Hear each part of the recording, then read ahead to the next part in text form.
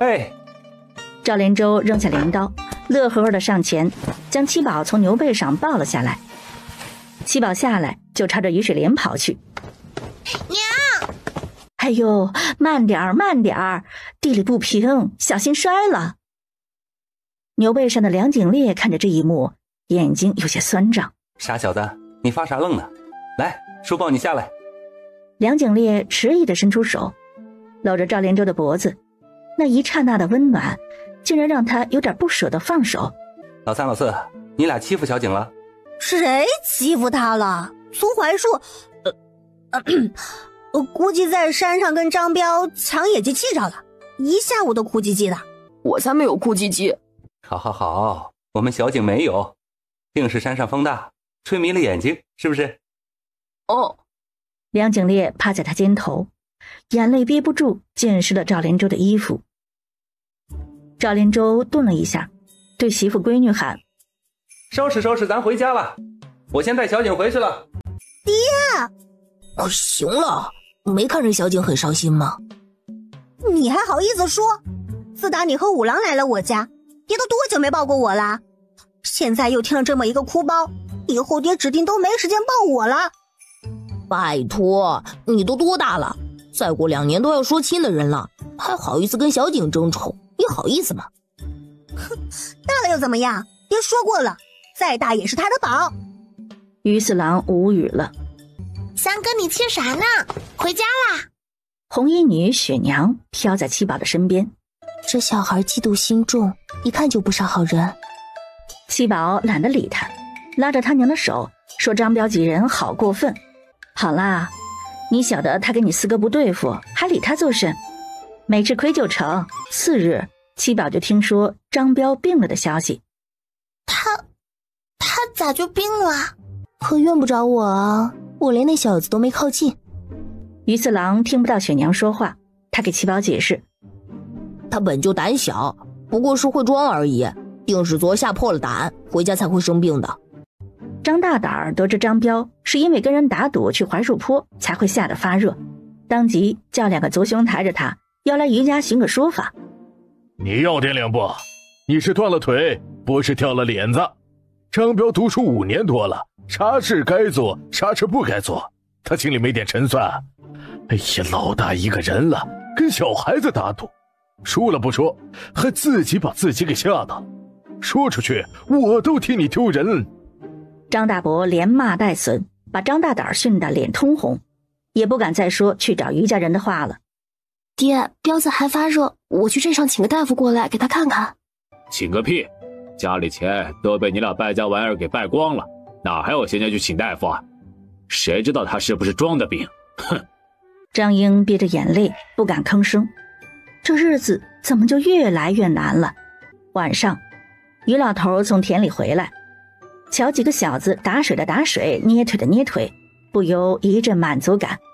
今年天不错，估计能多收些粮食。爷爷，今年这年景怕是不大好啊。七宝，你这话啥意思？7月底怕是要发大水。七宝，你可不能胡说啊！这田里稻子才刚打穗呢，浆都没有灌满，这要是发大水可咋办呢？于老头顾不得擦脚上的水，他拉着草鞋将七宝给拉到了一边。七宝，你方才说的都是真的？7月下旬就会下雨，雨水会越来越大，最后通江河上游决堤，会将这一片都给淹没。有这么大的水？赵连舟听着动静从屋里出来，让于二郎将几个弟弟带去了后院里，免得孩子只听了只言片语出去乱说。七宝，你说说，啥时候开始下雨？7月26之前都还是大太阳，27开始下雨，一连3天的大暴雨会将上游堤坝给冲垮。上游堤坝修了不到3年，怎么会垮呢？爹，眼下不是说这个的时候，还是想想这田里稻子要咋办吧。于老头板着脸不说话，他神色复杂看向七宝，希望孙女这次推算失误，大雨根本不会来，更不可能发什么大水。爹，你得赶紧拿个主意呀！今儿个已经16了，可没几天时间了。爷爷，咱早做准备吧，少收一点总比没得收要好。若是发大水，今年这秋市怕是要取消了。你跟七宝娘带几个小子，把家里粮食归整归整，实在不行就把粮食送上山去。我去村长家一趟。他前脚出门，后脚家里人就开始收拾粮食。七宝拉住他爹，小声道：爹，我有个乾坤袋，可容所有粮食，要不都搁我乾坤袋里头？不行啊，宝儿，咱要是咻的一下整出一堆粮食，那不得叫人当妖怪啊。七宝眼珠子一转：爹，咱们晚上等大哥他们都睡着之后，就把粮食往乾坤袋里一装，回头就跟他们说是你和娘晚上背上山了，咱俩再悄悄找个山洞放下，不给别人知道不就挺好？这挺好。赵连舟安排完事儿，带着闺女进了书房。七宝，你赶紧把爹这些书都给收起来。他边说着边整理，打算把书架上的书分门别类拿筐子给装好，到时候让七宝拿出来也方便。哪晓得七宝小手一挥，整个书架书柜都在他面前消失了。啊，这就收起来了。七宝嗯了一声，接着又把他爹的笔墨纸砚等文房用具都给收拾了个干净。赵连舟搓搓脸，哎妈，他见识太少，需要冷静冷静。需要冷静的可不只是赵连舟。哎呦，老于大哥呀，你们家七宝他真没算错啊。他说这事儿啊，我也只能偷摸说，要是叫那有心人听了去，指不定要说咱家七宝啥怪话。你们信就信，不信就算了，就当我老头子喝多了胡言乱语吧。哎呦，大爹呀，要咋办？你给个话呀！老二，你点个火把，跟我去一趟李俊家。于老头也不多留，交代两句，让村长注意七宝名声，就出门往家里赶。七宝他爷呀，这稻子最少还得长上10天半个月的才能熟啊，能不能多留几天呢？二大伯啊，老天爷的事儿是咱能做主的吗？哎呀，看着好好的年景，咋就不能过阵子再发水呢？二大伯，你几个都是老人家了，通江河发大水，您几位老人家也是见识过的。这稻子收不收的，你们自个儿拿主意。该通知的我都通知到位了，回头出了事儿也不能怨谁没告诉你们了。不管你们信不信，我家这稻子是要收的。那不是还有几天，干啥这么急着收啊？祖爷爷，我家人手少，不像你家人多，还要包玉米那些，我一时半会干不完，还是早点动手的好。于老头眼神闪了闪，快步往家里赶。他决定了，不等了，得赶紧收。于老头回到家里，见几个小子还在装粮食，赵连舟父女则是不见人影。这一大早的，他跑哪儿去了？七宝爹说，一旦天灾，粮食必然涨价，趁着咱家还有点闲钱，去城里买些粮食，顺道的把左先生给送回城里，再去钱家报个信儿。是该把人家左先生先送回去。左先生可不这么想，他不听赵连舟劝。我都快70岁的人了，啥样的天象年景没见过？就这天，下2场雨有可能，涨水是不可能的。再说了，那堤坝才修了不到3年，依着咱大魏朝的惯例，最少5年也不能出问题，何况这才2年多。连舟啊，你读书有天赋，脑子也灵活，子不语怪力乱神这个道理你又不是不知道，怎会信个游方道人的胡话呢？赵连舟心说，他不信也得信呐，毕竟那说胡话的游方道人是他闺女，换个人他铁定是不信的。这么一想，赵连舟也就懒得再劝了，转头和七宝一道去了城里，先是去找钱三爷说了一下，他没把话说得太过，只说最近有暴雨，提醒注意些。跟钱三爷打过招呼后，他就带着闺女去买粮食买药材。他前脚出门，钱三爷后脚就通知人去庄子上收割庄稼。你干啥呀？不就是下2场雨吗？只当这么早收割，等雨下完再收不就是了？我的夫人呐，你也不仔细想想，七宝的本事咱是见过的，要只是下2场雨的事儿，赵连舟会亲自上门跑一趟。那啥意思？我只怕呀，赵连舟话没说完，估计不是下雨那么简单，怕是有天灾呀。天灾？县衙里，吴县令脸色铁青地说：“这是打哪儿传出的谣言？”大人，是一个过路的游方道人说的，他说的真的。盘龙村好几家出事，都让他给说中了，小老儿不敢不信呐。荒谬！你们回去与村民好好交代一番，不要信这种妖言惑众的鬼话。好好的庄稼提前收割了，收成减一半，你们不心疼啊？几个李正被吴大人一顿骂，灰头土脸的出了县衙。有人就问盘龙村李正：“老关大哥，那道人真有那么邪乎啊？”去年张家10场那事儿，你们晓得吧？几个李正点头。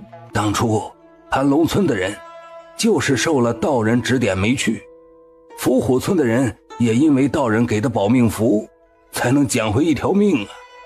几个李正当即愣住，这事儿他们没少听人说过，可正儿八经的听到事情始末，今儿个还是第一次。还有河县余家借运之事，想必你们也有听说呀。至于杨家村那事儿，也是那道人看出孩童冤死，这才出手给亡灵主持公道的。几个李正面面相觑，这几件事儿他们都有耳闻。信不信你们自己看，我打算信一半。这老天爷的话咱说不准呐，不怕1万，就怕有个万一，到时候啥都没了，一家老小可咋活呀？关李正走了，留下了几个愁眉不展的李正。有人就问盘龙村李正：“老关大哥，那道人真有那么邪乎啊？”去年张家10场那事儿，你们晓得吧？几个李正点头。当初盘龙村的人就是受了道人指点没去，伏虎村的人也因为道人给的保命符，才能捡回一条命啊。几个李正当即愣住，这事儿他们没少听人说过，可正儿八经的听到事情始末，今儿个还是第一次。还有河县余家借运之事，想必你们也有听说呀。至于杨家村那事儿，也是那道人看出孩童冤死，这才出手给亡灵主持公道的。几个李正面面相觑，这几件事儿他们都有耳闻。信不信你们自己看，我打算信一半。这老天爷的话咱说不准呐，不怕1万，就怕有个万一，到时候啥都没了，一家老小可咋活呀？关李正走了，留下了几个愁眉不展的李正。吴县令送走几个李正后，正准备安排人去打听打听，看看这谣言是打哪儿起来的，就见陈县城满头大汗进来。大人，你稍等片刻，听我一言。怎么，你也听了些风言风语？大人，我不是说这个，我是想说，我刚从城外查看农事回来，就遇上了钱家管事。他家管事怎么了？钱三爷让管事去各处庄子上通知，今儿起就开始收割，务必3天之内全部收割完毕。吴大人愣住了，钱家庄子不少，良田万亩，他都这么安排，证明这事不简单。到底是哪儿来的妖道？怎么就传出了这等风言风语？大人，此事来的诡异，要让人相信确实挺难的，可大人既已经知道，要是半点不作为，回头叫人捉住小辫子，又该如何是好？吴大人越发纠结了，既怕那道人说的是真的，又怕信了那道人的话，回头没发大水，害奉县百姓秋收减产。大人，你要实在担心这事儿，不如让那些李征自己做主，信不信由他们自己发话。若是没发大水，大人叫来李征斥责便是；若是真发了大水，大人这不是已经早做安排了吗？吴大人瞬间茅塞顿开，叫来师爷和陈县城一起商量，将这事给通知下去。河县余家也听到了风声，宇文海跟三老爷商量，要不要将庄子镇的庄稼提前收割。哼，你为官多年，竟也信这等鬼话？要真会发洪水，他们家供奉的那位天师怎会不来信通知？三叔，这也没几天日子了，要不咱还是收一些，万一真发大水了呢？收什么收？再过几天稻子就彻底熟了，这会儿收，咱们家那么多田地，你晓得要损失多少不？三房院子里，于明熙急得跺脚。娘，你信我，这阵子真的会发大水。赵春枝这几日因为尤氏所出的2个子女，气得太阳穴突突的疼。我都忙成啥样了，你这时候还来给我添乱，真以为我不敢打你了是不是？于明熙见赵春枝听不进去，转头去找于文斌说话。那你还知道什么？我不知道，就是梦里梦见了发大水，把家里全都淹了，4房的文彪叔也被大水给冲走了，还有于文彪早就死了，你忘了吗？于明熙这才记起，去年这时候于文彪去奉县那头打探消息，被蛇给咬死了。他脑袋顿时一片空白，这辈子和前世有太多变故。明熙，你素来懂事，为父不希望你以后再用这种胡话来哄人。于明熙拔着一张脸从于文斌的书房出来，迎面就碰上了尤氏所生的2姑娘于明英。哟，三妹妹这是从父亲书房出来的呀？我怎么听说三妹妹做了个什么梦，梦见我们于家被大水给冲没了？奴婢不知三姑娘还有先知的本事，不如你给奴婢瞧瞧，这运道如何？我瞧不出你运道如何，倒可以告诉你，日后你会被2姐姐活活打死。哼，好个没脸没皮的小蹄子，这才几岁大的人就敢说这样的话，难怪是小娘养的。饶是于明熙重活一世，也被他这话给气到了，冲上去就要跟于明英拼命。可他忘了自己如今年岁尚小，根本不敌于明英，被于明英逮着就是2巴掌，打得当即小脸红肿。赵春枝过来将2人分开，转头就朝于明英骂道：二姑娘，你好歹是做姐姐的，咋能这么欺负妹妹呢？于明英瞥眼瞧见于文斌过来，当即捂着脸大哭。我想了，我娘死了，没人给我撑腰，这小娘扶正的后娘心比切僧还要毒，哪还有我的活路呀？娘呀，你不如把我带走算了。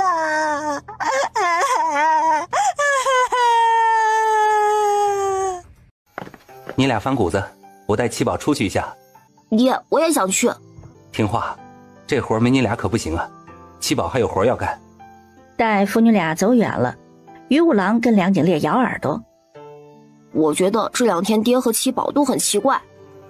梁景烈抿着唇没有说话，他也觉得有些奇怪。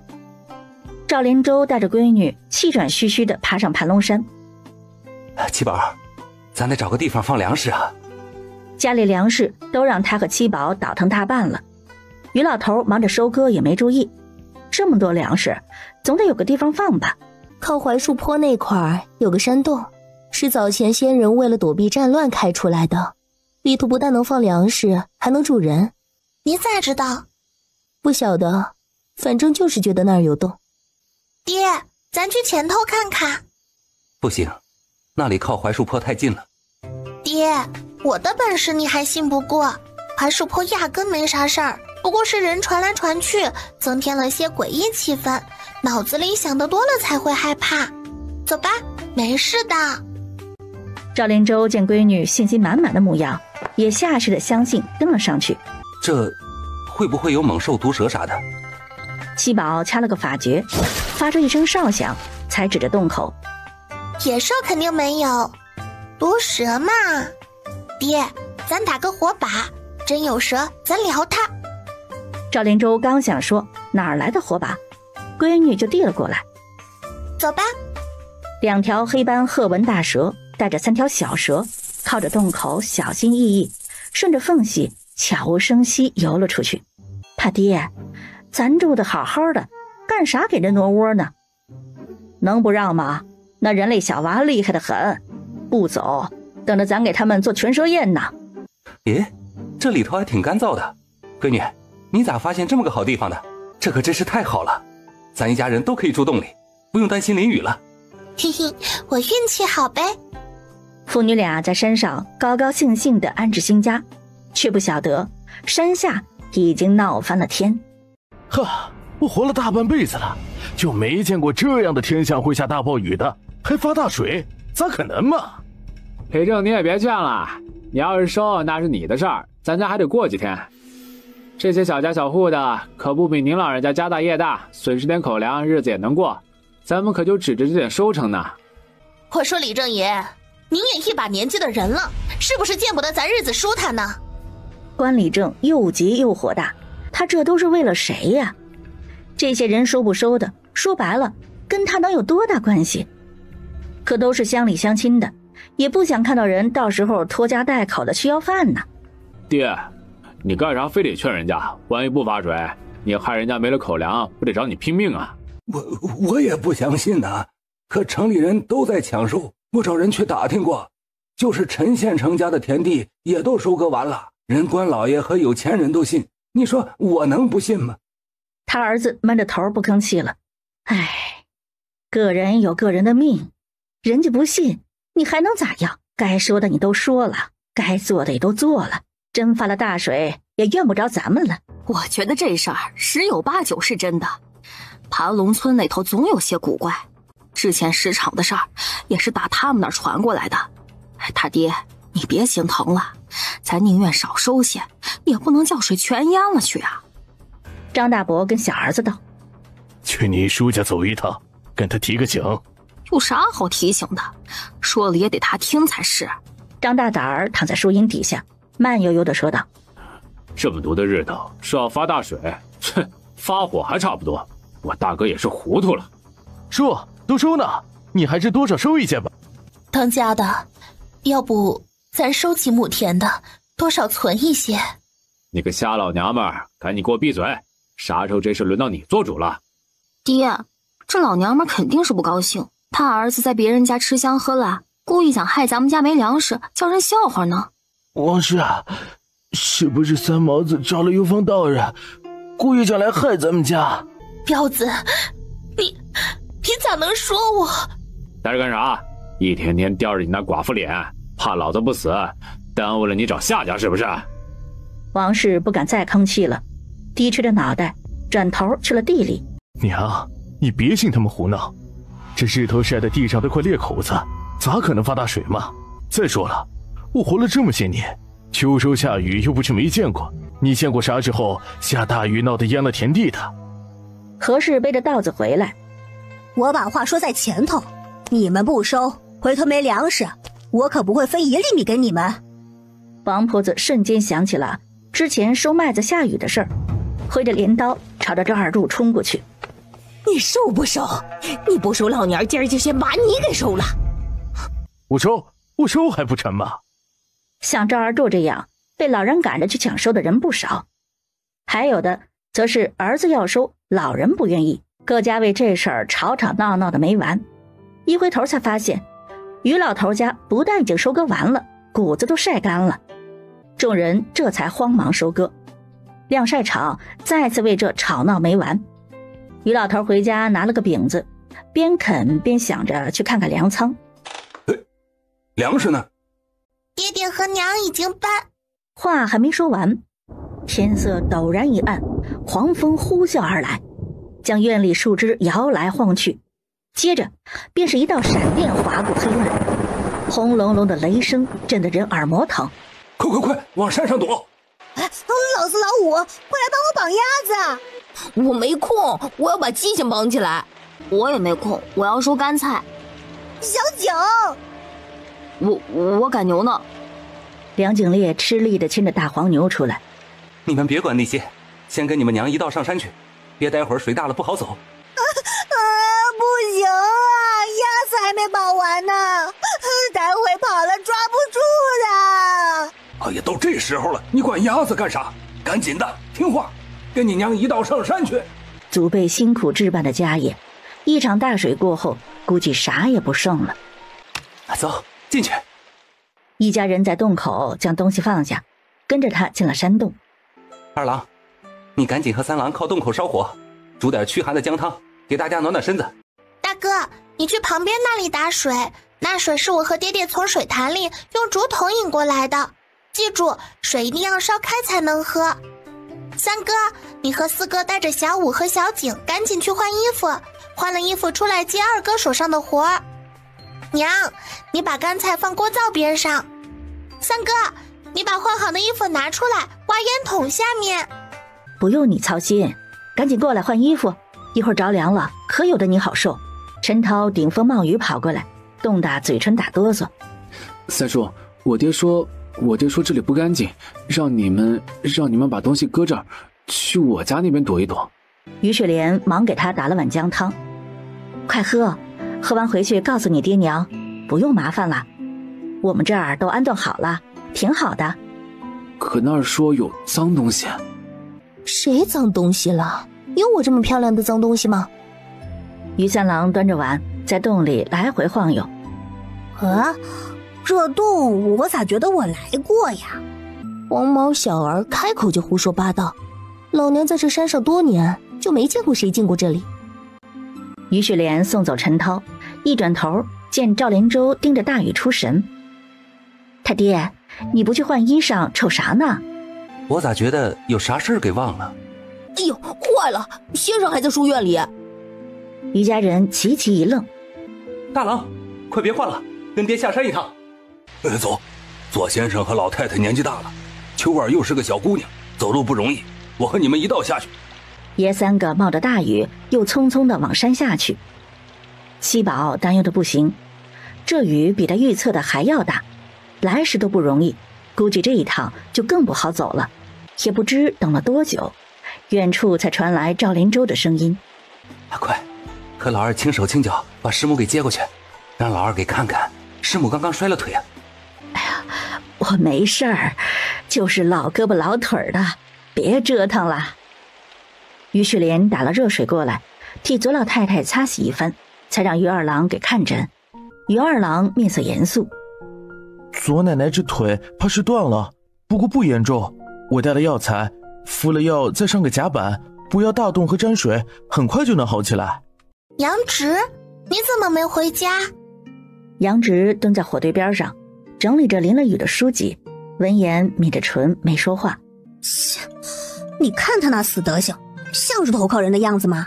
你别说人家了，他回不了家，雨一直下个不停，他不得担心家人安危啊。于三郎不说话了，想起杨直家里条件不好，暗恨自己嘴贱，咋说话的？雨来得太突然，杨直家太远，路上多山林，哪敢让他一个小孩子冒着大雨翻山越岭？也是怪我，要是早信了连州的话，也不至于没准备。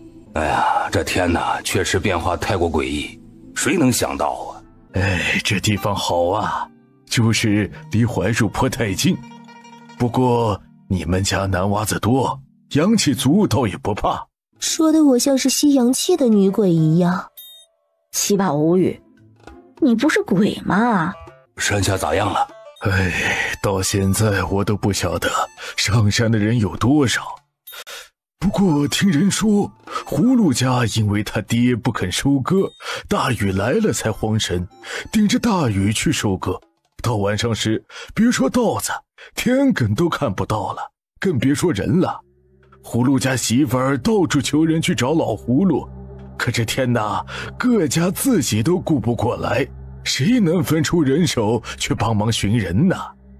洞里一时寂静无声，还有大安他娘，路上追击摔断了胳膊和腿，如今蹲在牙缝那边，生个火都不容易，更别提给老娘医治了。葫芦家虽说可怜，好歹也上了山。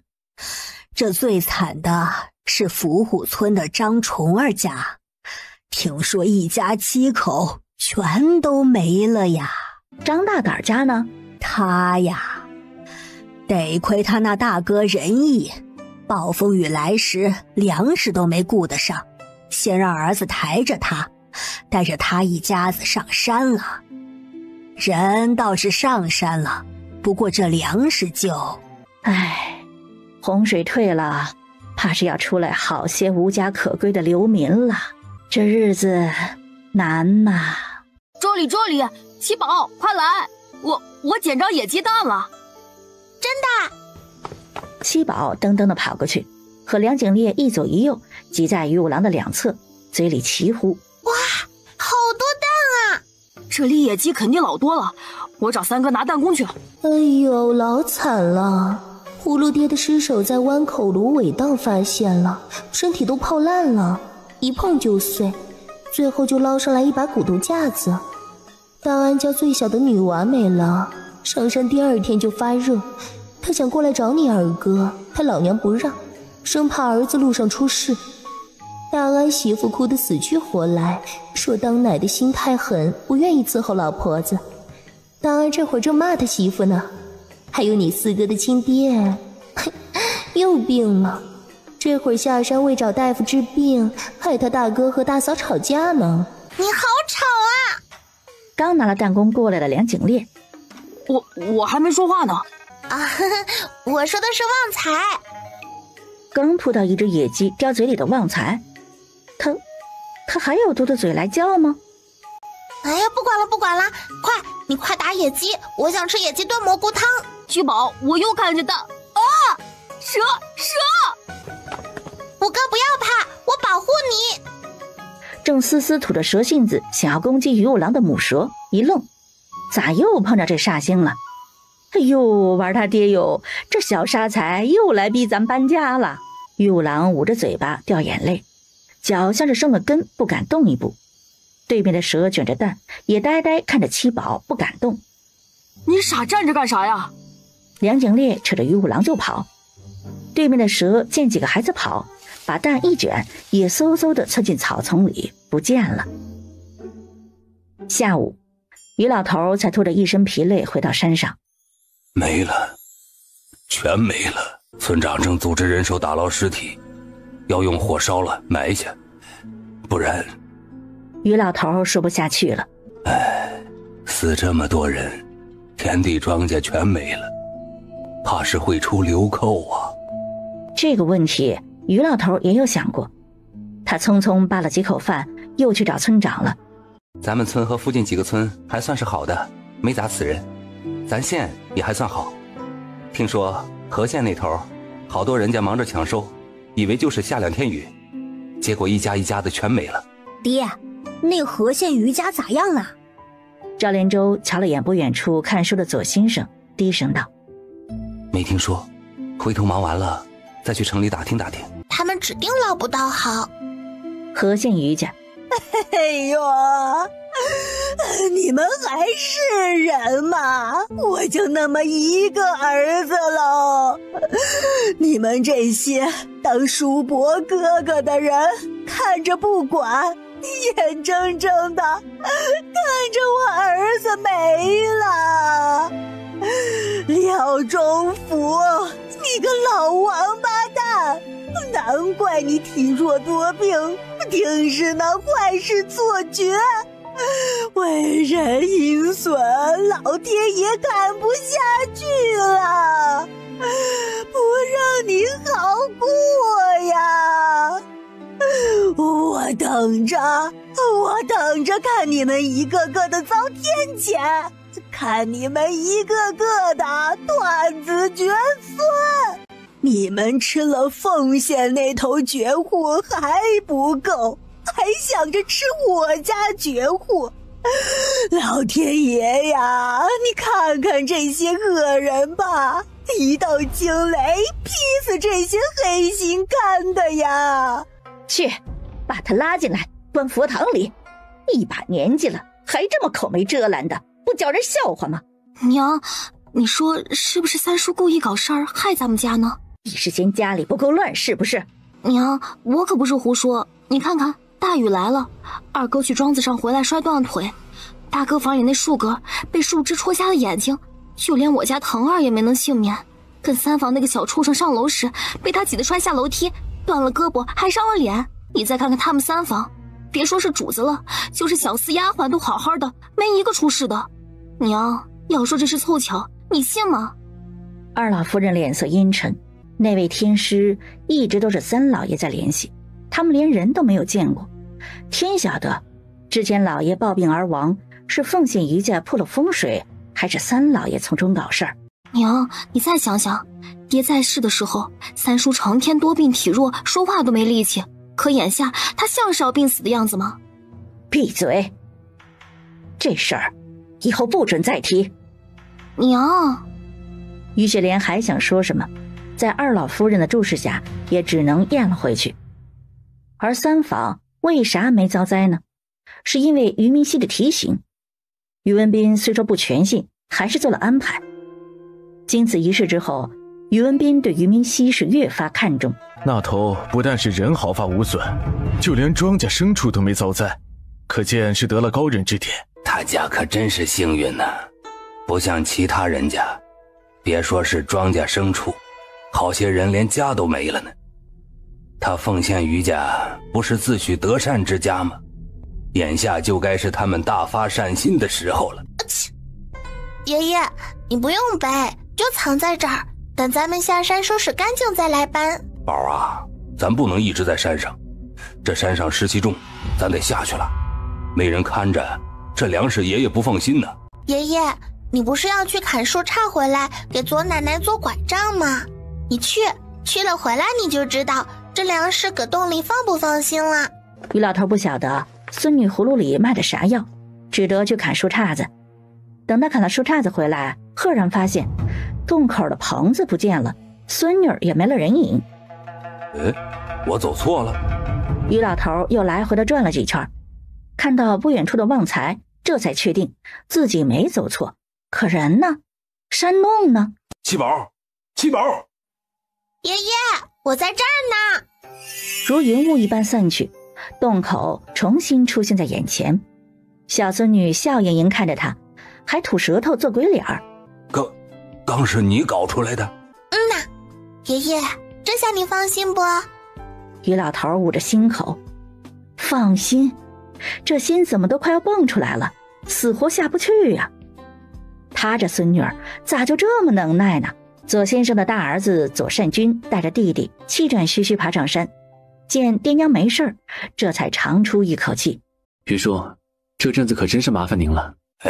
说这见外话干啥？咱两家是打你太爷那辈结下的交情，说这些就外道了。你这都过了5天才来，是城里出事了吗？咱家得亏连州老弟提醒，邱二娘提前将家里收拾了，粮食有些受潮，到底影响不大。可好些人家一场洪水过去，妻离子散，房屋家当全没了。如今城里处处打着白帆，哭声震天。昨个儿公然有流民抢了2家粮食铺子，吴大人派人出来维持秩序，差点被灾民冲进了县衙。他们根本不怕死啊！这5日他日日备受煎熬，还是吴大人求了附近驻军过来，这才维持住了城里治安。赶紧走吧，晚几日路上怕这都不安稳了。左家兄弟几个背着爹娘下山去了，余家人也跟着收拾一番下山。七宝将所有粮食收入乾坤袋，布下阵法封住洞口，又将那一窝蛇重新招了回去，守住洞口，谨防有个万一。刚孵出小蛇的母蛇很委屈，他爹，这也太欺负蛇了。公蛇无奈，咋办呢？谁让人类是自然界最凶最无耻的存在呢？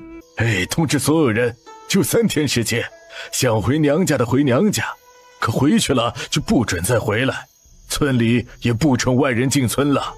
明叔，你这几个意思啊？为啥？城里粮食铺子都抢好几家了，河县那边不但抢粮，还有人抢牲畜的。你们谁家粮食多的吃不完，可以去城里搭个粥棚使者做好人，我可没那家底子。村民们不吭声了。遭了灾，日子已经很难过了，再遇上抢劫，那还活不活？各位叔伯兄弟，大家也别怪明叔说话重了些。如今县衙为了维持城里安稳，自顾不暇，还得请驻军帮忙。你们以为他们会来管乡下人的事吗？这次发大水，死了那么多人，都入了秋的天，还热得邪乎。死了的那些人和牲畜没人埋，就会在外头腐烂生蛆。这天一晒，怕是要生出瘟疫啊！哎呀，三娃子说的没错呀。从前大旱大涝过后都会发瘟疫，十室九空，到处死人。那瘟疫呀，最少也得2、3年才能缓过去。活下来的那都是命硬的人呐。跟在赵连洲身后的于大郎背过身，悄悄地擦了擦眼角。他就是那年天干和娘一起投靠舅舅家，被舅舅给卖掉换口粮的。大哥，你别怕，以后七宝会保护你的。原本很伤心的于大郎对上妹妹肉乎乎的小脸，心里那点伤感渐渐褪去。所以咱们要守住咱们的村子，保护好老人妻儿，不叫咱被人害了呀。赵老弟说的没错，咱顶风冒雨抢回来的粮食，自家人都不够吃，咋能便宜了别人呢？就是呢，不能叫坏人抢我家粮食。看看，人家一个3岁小娃娃都明白的道理，你们咋就不明白呢？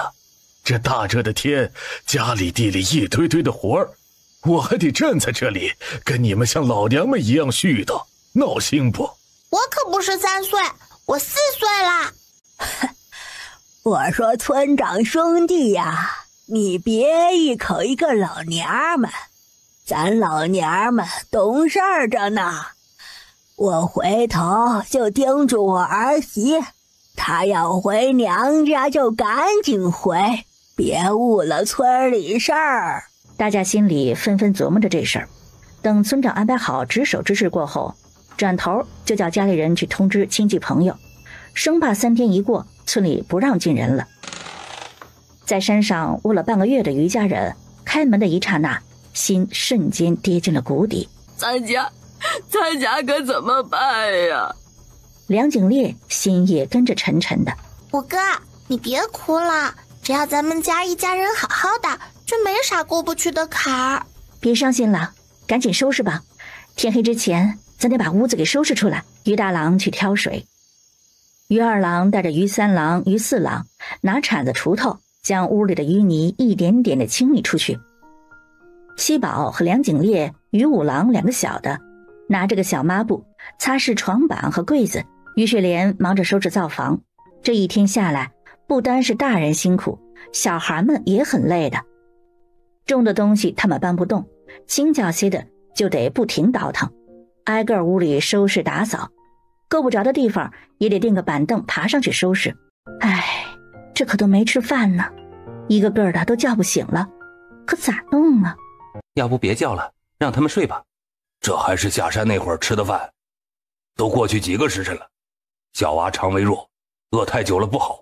七宝，于雪莲勉强把七宝叫醒，喂了2口饭，孩子头一点一点的又歪了过去。倒是挨他旁边的梁景烈突然睁开眼，眼里茫然又有几分警惕的看四周。赵连洲心知这孩子没安全感，这会儿睡迷糊了，突然醒来心里害怕。别怕，想睡就睡吧，叔在这儿呢。梁景烈眼神渐渐涣散，头一歪又睡了过去。饭吃不成了，夫妻2个将3个小娃抱床上，一排放好，继续出去收拾。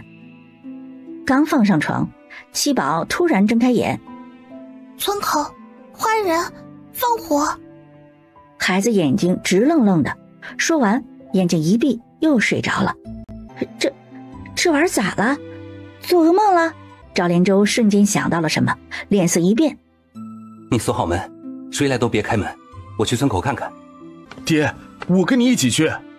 这都大半夜了，你俩要去哪儿啊？爹，村口怕是有情况了。啊，我跟你一道过去。不行啊，爹，你得留家里，不然就水莲和孩子在家，他害怕。哎，赶紧走，守住村口，他们才会安全，不然啥也白搭。赵连舟也不跟他争了，三人匆匆地往村口的方向去。村口不远处的山上，一群流寇正摸黑往盘龙村的方向过来。你确定这村子没遭灾？我都打听清楚了，这村子本就富裕，他们就是最早得到消息的。地里的人田里地里都没遭灾，人家在山上躲得好好的呢。尤其是村里的那个于家，祖上是宫里太医，如今虽说没落了，可家里也出了几个秀才老爷。大哥你想想，都说瘦死的骆驼比马大，他们家祖上风光，咋能不给后人留点啥呢？是不是？就是，听说他们家是善人，家里收养了5个小子，这年月穷苦人家养一儿半女都难，他家还能养5个小子，要说没钱谁信呢？老大，你就说咱东躲西藏的为个啥？还不就是为了个婆娘玩有个家。这村有山有水，地势还不错，于家还出了个读书人，可见风水极好。要说咱也别躲了，干脆杀了这村里人，就在这安家得了。你想啥屁吃呢？在这安家等朝廷来抓呀？非也非也，眼下这个州府都遭灾了，到处都是流民盗匪，官府管着过来嘛，还不是得等过阵子，该安排的重新安排。前头死的谁晓得是人祸还是天灾呢？老大陷入沉思，大灾过后四处都是流民，管理肯定混乱，到时候官府会重新安排村子，只要把村里人杀得够彻底，再一把火都给烧了，来个死无对证，谁知道村里曾经发生过啥事儿呢？娘的，反正都是烂命一条，今儿咱就豁出命来干。不过大姑娘小媳妇留下，省得还要花钱买婆娘。大哥说的对，你放心，我这眼睛好使得很，漂不漂亮我一眼就能瞅准，保管给大哥挑个最漂亮的，还能生儿子。一伙人顿时哈哈大笑。村口赵连舟正训于大郎等人，这个关键时候你们怎么就睡着了？要是匪贼摸进村，咱一村老小可咋办？众人低头汗颜，他们也不想睡的，可这几天实在是太累了，没日没夜的收拾规整，站着都能睡觉，一坐下那眼皮就再也睁不开了。赵连舟喊于二郎，把你那醒神的去贵嫂家里煮一煮，让大家都喝了精神精神。于二郎没去煮茶，先带着陈涛跑出村子老远，点了一堆烟，才回来跟大伙说，今儿风是往南方吹的，万一变了风向，你们就捂住口鼻，实在不行就拿尿捂上。他说完也不等大伙反应，又匆匆地去了贵婶家里煮醒神汤。七宝，七宝，你醒醒啊！那伙人太厉害，还有刀，你爹和叔伯他们对付不了。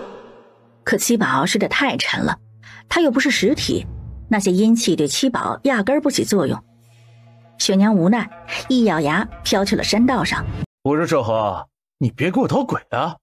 你大爷的，我离你8丈远，这能赖我啊？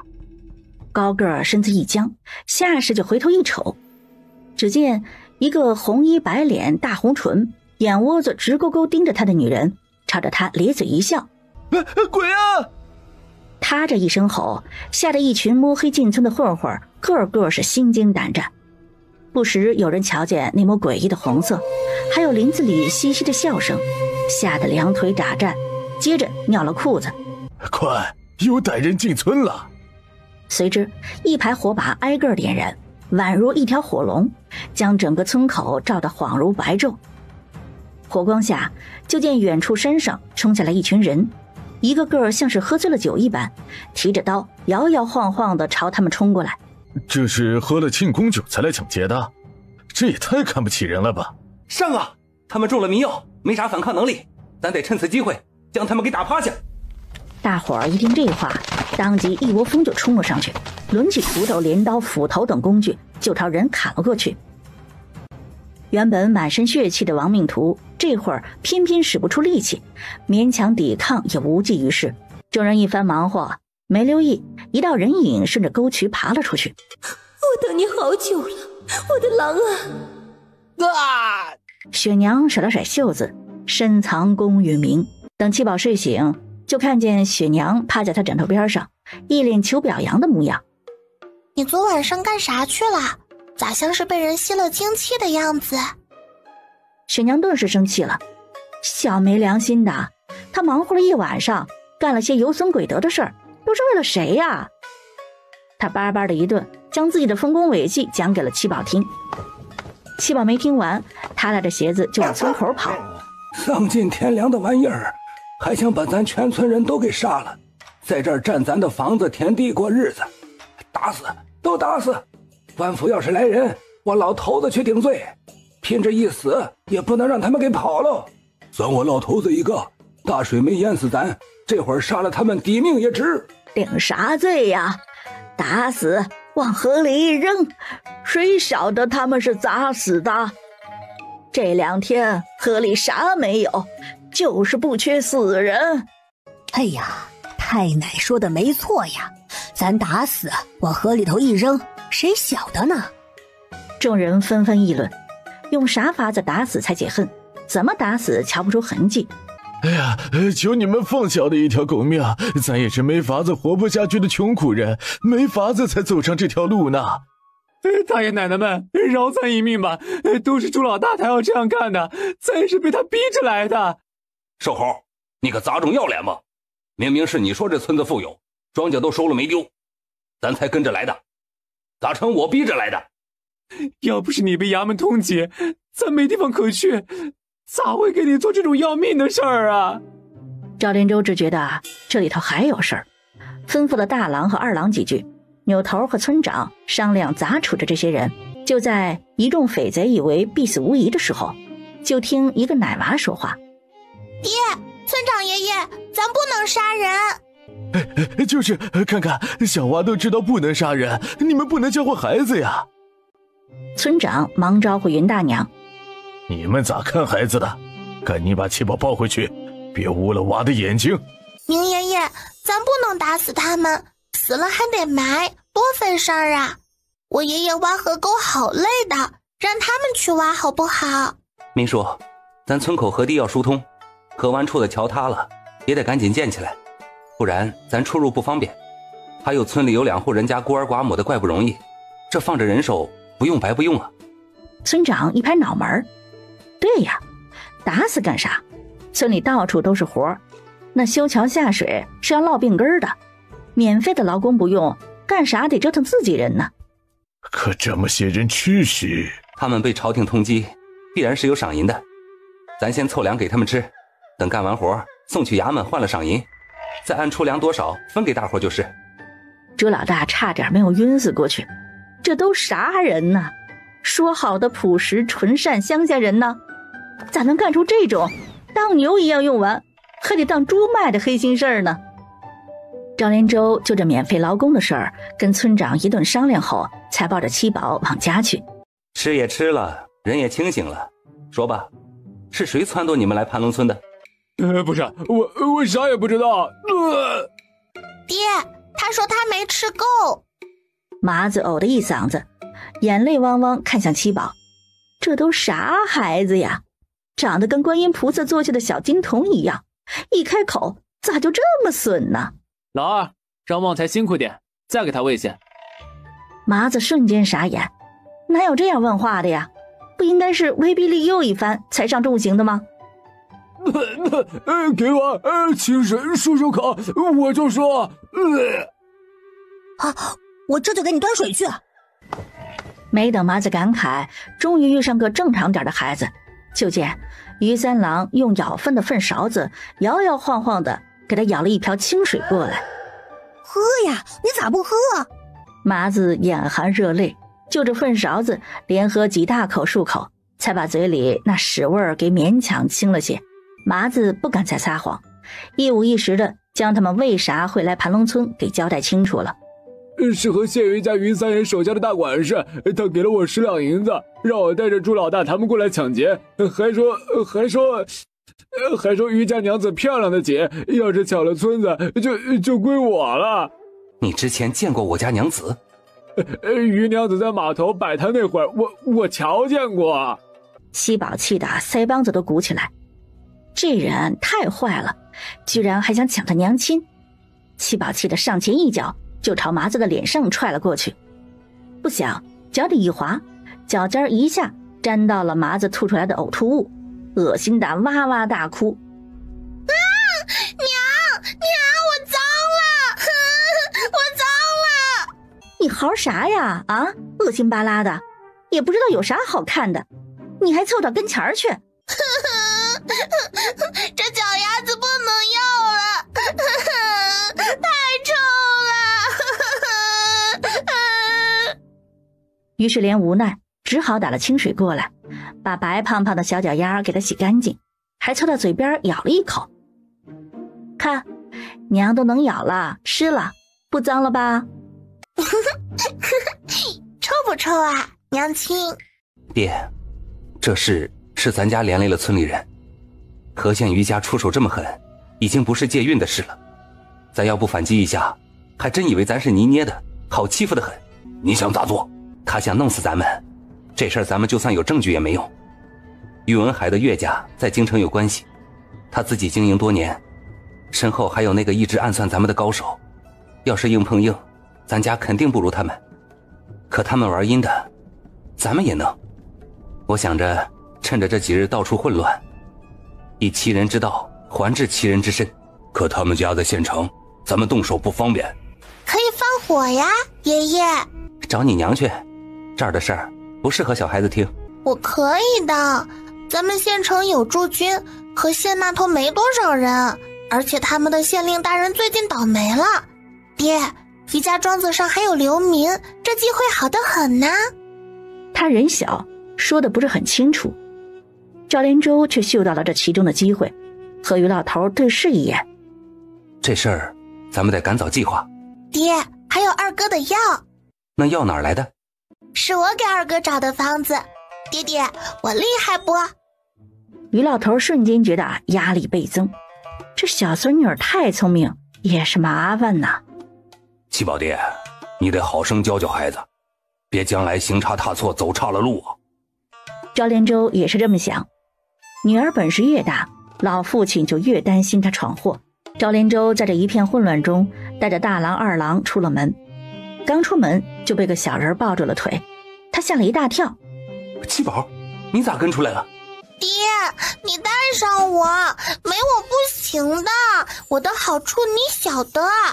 七宝啊，你先回去啊，等爷爷回来给你买你最喜欢的松子糖。不，我要去。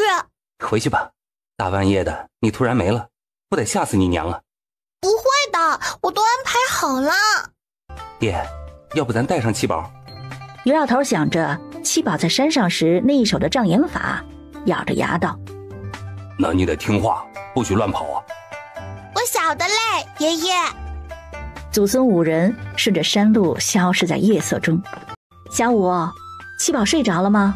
哦，妹妹都睡着了。于是莲想过去把女儿抱回房里。爷爷别抱了，她好不容易才睡着，别回头又给吵醒了。于是莲想想，她一会儿还要去陈嫂子家帮忙，给河坝里的劳工做饭，起来躺下的别吵到了女儿，也就由着他们去了。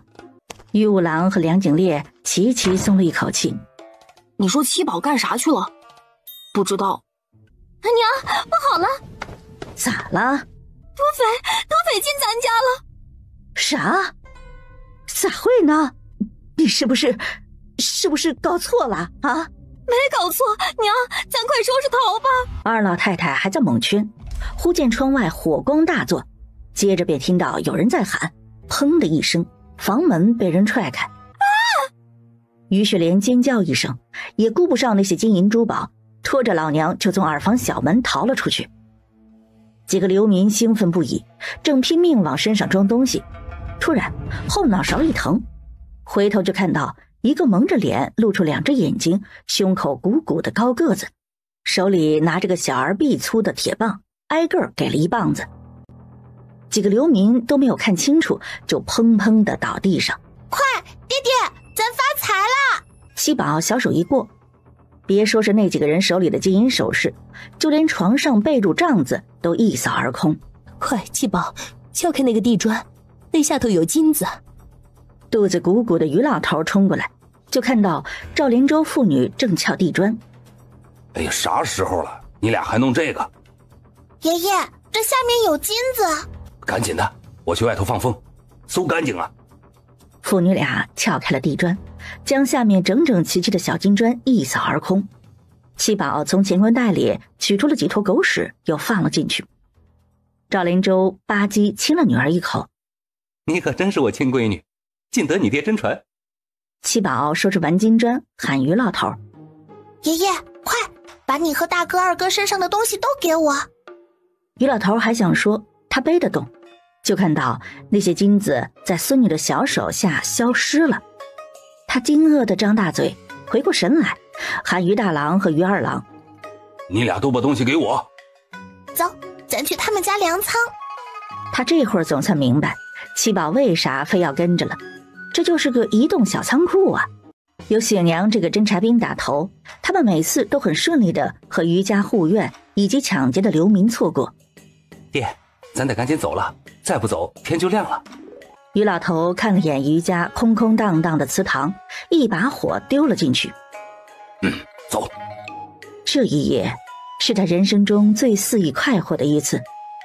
天亮时，三老爷坐在烧得乌漆麻黑的祠堂门口，脸上皱纹一夜之间又深了许多。爹，粮仓里粮食全没了，库房里的珍稀物件也全没了。我库房里的嫁妆呢？是不是你们趁乱给我搬走了啊？是不是你们？哎呦，我就说了呀，穷山恶水出刁民啊！果然呢。被妾室搀扶着过来的于文海喝道：“够了，官爷来了，一切自由主张，你闹东西就能回来了。是不是你？是不是你存心偷我东西？你留下就给我安静些，不乐意就滚回娘家去。”于文海，你是个什么玩意儿？你当我乐意留在这鬼地方呀？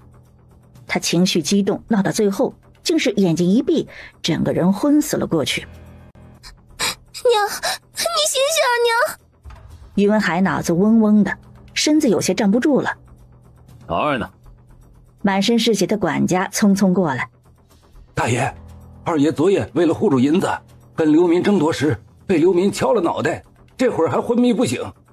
那赶紧找大夫去啊！鲤鱼村那边有好些人发热，据说有疫病的可能，城里医馆的大夫药童都被新来的大人给带走了。于文海一阵头晕目眩，难道天药王的河县一脉？大哥，这次的事怕是不简单，府里财物、家具、粮食都被人洗劫一空不说，死神也不见了。三弟，如今在这家里能撑起来的也就只有你了，你去找下新来的大人，总得给咱们一个说法不是？说是这么说，兄弟两个都知道这事儿估计悬。原来的河县太令贾大人因抢险不力，以至于治下百姓死伤无数，流离失所。大雨一停，就被前来督察的御史给抓走了。如今来的杨大人还不晓得是个啥样人，这时候定然是不好打交道的。嘿呦，我的钱呐，我辛辛苦苦攒的钱呐！娘，你别担心，只要儿子在，一切都会好起来的。咋好啊？咋好啊？金子变狗屎了！他攒着钱，谁都没告诉，怕将来白氏没嫡子，又不待见庶子，就准备留给庶出孙儿的。没想到啊，全都没了。于文海不晓得此事，还以为老娘因为失窃一事疯癫了。这该死的流民下手也太狠了。听说鲤鱼村那边发疫病了，也不晓得咱这边有没有人传染。还有河县那边好几个村都被流民给抢劫了，他们被别人抢，回头没吃没喝，指不定又来抢咱们。咱之前说好的巡防得赶紧张罗起来。还有这些流匪啥时候送衙门去？叔，咱不急呀，这免费苦力不用白不用啊。三娃子，他们是好用，可你想想，下河寒气重，村里人不愿意，可别的活大家是宁愿自己干，也不想给他们浪费口粮。村长这么一说，赵林州就明白了。明叔，这样吧，这15个人归我家，大家都不用管了。等衙门的赏银出来，该咋分还咋分。三娃子，你家粮食也不多呀。没事，就交给我吧。15个刘匪到了于家人手里，发现这日子比先前更难了。于老头自己是个闲不住的，如今有了可使唤的，还吃着他家粮食，那是一点都不客气。陈涛从村口跑回来，于五爷，林婆子一家回来了，我娘让我来跟你们讲一声。啥？去当城里人的林婆子一家又回来了？梁景烈手里盆吧唧一声掉地上，他的美好生活又要结束了吗？七宝拉着他去了后院，叫来于三郎和于四郎，快给出主意，那老婆子又回来啦！小景，他要是打你，我帮你揍他。先别废话了，就你这个小不点儿，跳起来都打不到人家胸口，能干啥？这事咱们得从长计议，还是得看小景豁不豁得出去。四哥，有啥法子你直说就是。你们啥意思啊？我家在这儿，我还不能回家了？今儿领头值班的人正是赵二柱，他那天晚上打刘匪表现突出，村长高看他一眼，让他今日守着村口，不让外人进来。对，民宿说了，给大家3天时间，今儿都第5天了，外来人员一律不得进村，谁知道是来抢劫的还是干啥的？最重要的是，天晓得这些人身上有没有带病。赵二柱，你个天杀的，别以为遮住脸老娘就不认得你，你少他娘的拿鸡毛当令箭，我们家在这儿，任你说破天，我们也得回家。你离我远点，谁晓得你口水有多美？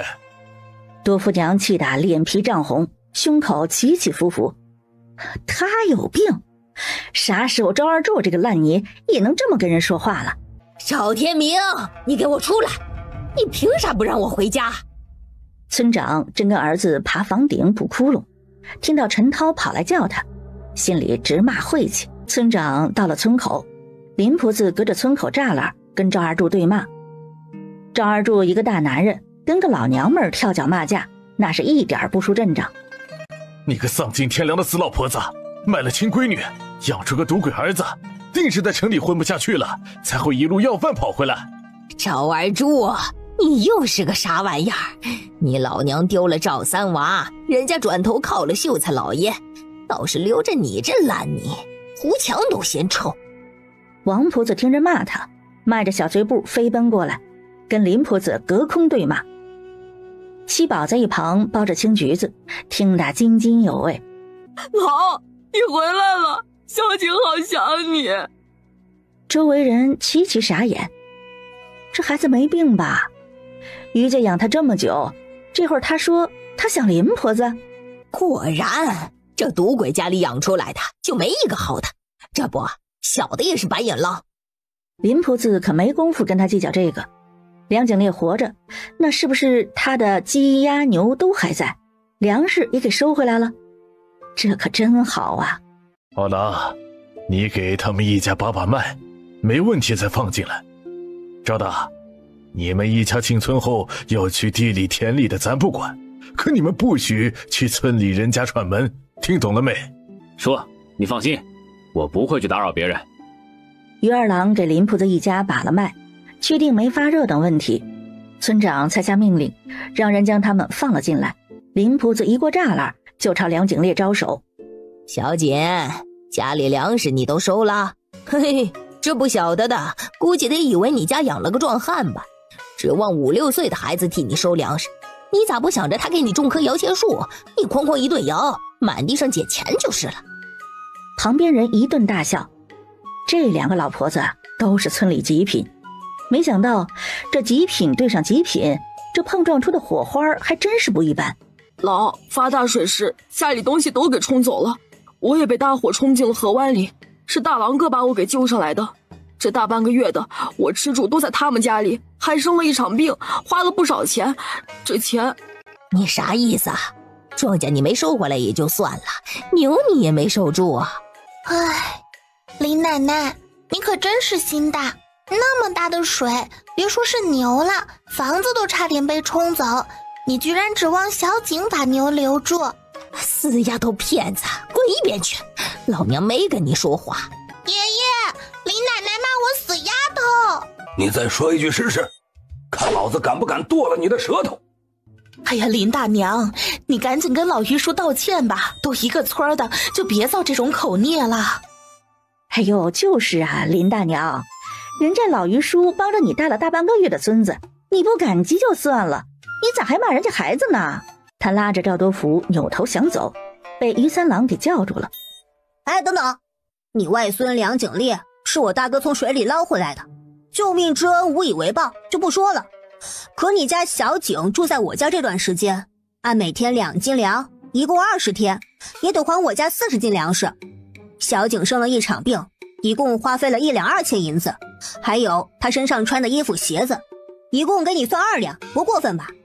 多福奶，你家一共欠我家米40斤，银子2两，这钱和粮你啥时候给？给个屁！是我求着你家救的吗？是我要你家给吃给治病的。你们家自己要打肿脸充胖子当好人，关老娘屁事。他说完又转头瞅着于老头冷笑。我说于老头，你该不会是自己不好意思开口要，叫个毛头小子来跟我要东西吧？哼哼，不好意思，你外孙吃我家喝我家，我有啥不好意思？林婆子，我告诉你，别人怕你胡搅蛮缠，老子可不怕你。你孙儿吃喝的钱粮，你一个子儿都不能少，不给钱，这外孙你也别想要了。就是，你不给钱粮，他就得在我们家当小子。等你啥时候能凑够了钱粮，啥时候就把人还给你们。你家要，那就送你家好了，反正绝户家没儿子，养别人家的也乐意。于三郎察觉自己说错话。不行，人你带回去，我们要粮。老，你带我回去，他们家干活好多，我不想干活了。滚！你不是嫌我待你不好吗？这不是人家好心肠收留你，你就跟人家去啊。哎呦，林大娘，你当年卖了他娘，后来也得了闺女，银钱不少，咋能就这么狠心对待亲外孙呢？你好心，领你家去啊。这下是彻底没人吱声了。没人注意，梁景烈的拳头捏得死紧。原来他娘是被人卖掉的，所以王府里的那位才会对他娘那般的鄙夷吗？行了行了，你回头该还人老于叔家还一些吧，他家养着那么几个大小子，也怪不容易的很。林婆子哼了一声没说话，扯着赵多福往他家去了，从头到尾都没有看梁景烈一眼。七宝拉了拉梁景烈的小手，别怕，他以后再不敢欺负你了。梁景烈这会儿心里却是想着，等明年南瓜出来，他得和于三郎一起多灌几个屎心南瓜给林婆子。于老头这回为啥那么大方？那是家里有粮有钱有底气了呀。毕竟河县于家大半的口粮都进了他孙女的袋子。大人，小的也是活不下去，没法子，才干了这掉脑袋的事儿。小人一家都是在于家庄子上做事，往年风调雨顺3、7分，小人一家12口，辛辛苦苦一年到头，能喝稀养活老小就不错了。就这样的日子，小的一家也没怨言。可发大水那阵儿，别家庄子上都是紧着人要紧，于家可倒好，逼着庄子上所有人去水里捞粮食牲畜，捞不上来不准上山。小人的儿子和兄弟3个就这么被大水给冲走了。洪大，你等本就是庄上的佃户，难道不该保全粮食和牲畜吗？我于家养你们多年，不思恩报，居然反过来抢劫主家，如此大逆不道背主的刁民，还好意思说主家不慈？于三爷，你就别在这冲大头了。河县凤县谁人不知，你于家逆天改命，干出见人气运之事。要说丧尽天良，这个词儿配你才合适。大人，我于家存粮何止万担，这些人抢了粮食，必然无法运走，还请大人为小民做主，找回我于家被抢的粮食和财物。可无论如何行军逼问，洪大等人就是咬死不说。杨大人心中明白，这留下的人就是拼了命的想要给逃走的人一条活路。他忍不住问洪大：那么多粮食，你们能运走吗？大人，我晓得你是好人，要不然也不会等把流民都安顿了才想着来审理咱们。别说我不晓得那粮食去了哪里，就是知道我也不会告诉任何人的。他余家坏事做绝，应有此报。余家丢失的粮食财物成了悬案，洪大等人也没有判死刑，而是罚去服徭役，修筑河堤。看来这个杨大人不好打点呢。如此油盐不进的人做了县令，也不会有多大的建树，还不如早些离任的好。这个杨大人，你可有听说过？有听说，不是很了解。他在河县任期多久？好像不到1年时间。真的？不到1年时间？他是因何事而离任？杨大人祖父是京都户部尚书和云州李氏定亲，建安7年春，李氏出门踏青，不知遇到什么事，杨大人就被匆匆招了回去，与李氏成亲，而后潜心读书。3年后殿试得了探花。于文斌心中有了成算，杨仲卿不足为虑，就要考虑后来的人了。杨大人离任后是哪位大人上任？好像是位姓徐的大人，到底是什么人家，女儿就不清楚了。于文斌心中不满，到底是妇人之身，所见所闻都是些妇人之间的闲话，朝堂之事却是一问3不知。那这次发大水，那头的人可有出事？前世余家在这次大水中粮食家产全没了，武叔公摔断了腿，赵三叔为了救他也伤了身子，一辈子都不曾有子嗣。于文斌暗道，果然余家那个小女娃才是艺术，看来要请那位天师看看了。爹，听说外祖母一家回了乡下，我们要不要去看看他老人家？你说的是，你外祖母一家不易，是该回去看看了。可惜一家人坐驾马车，连村口都没进去。找林婆子是吧？陈二哥吩咐毛蛋儿，去喊多福他奶过来，他有钱女婿来了。陈二哥，你这啥意思？我回我自个儿娘家都不成吗？三太太，你见谅，不是我不让你回娘家，是咱村里不敢放外人进来，怕给村里人带了病过来。于文斌背着手看向几个值守的人，没想到一个小小的村子还管理得这般森严。西姐姐，这阵子村里怕染病，再过阵子我请你来我家玩好不好？于文斌眼神落在七宝身上，这小女娃玉雪可爱，白白胖胖的，半点不受洪水所爱。难道他们家都是因为这女娃的出生才会受到反噬？在家刷洗的林婆子听到女儿来了，满怀期待过来，结果隔着老远说了几句话。赵春枝除了几句看见你们好好的我就放心了，你们多保重，就没别的了。大妞，你是不是忘了给娘送的粮食没卸下来啊？路冲断了，车子不好走，今儿过来没带粮食，等路好些了再送来。林婆子又不是3岁孩子，她就是从外面逃回来的，路能不能过她还能不知道？再说了，实在不行放1袋子粮食也成啊。赵春枝嫁得那么好，居然连1袋子粮食都舍不得，这闺女也是个白眼狼。林婆子连敷衍都懒得敷衍了，黑着脸转身就走，留下对面尴尬不已的赵春枝。路过的王婆子还不忘给人伤口上撒盐。哟，这有钱人家的太太回来，不晓得给你带了啥好东西呢。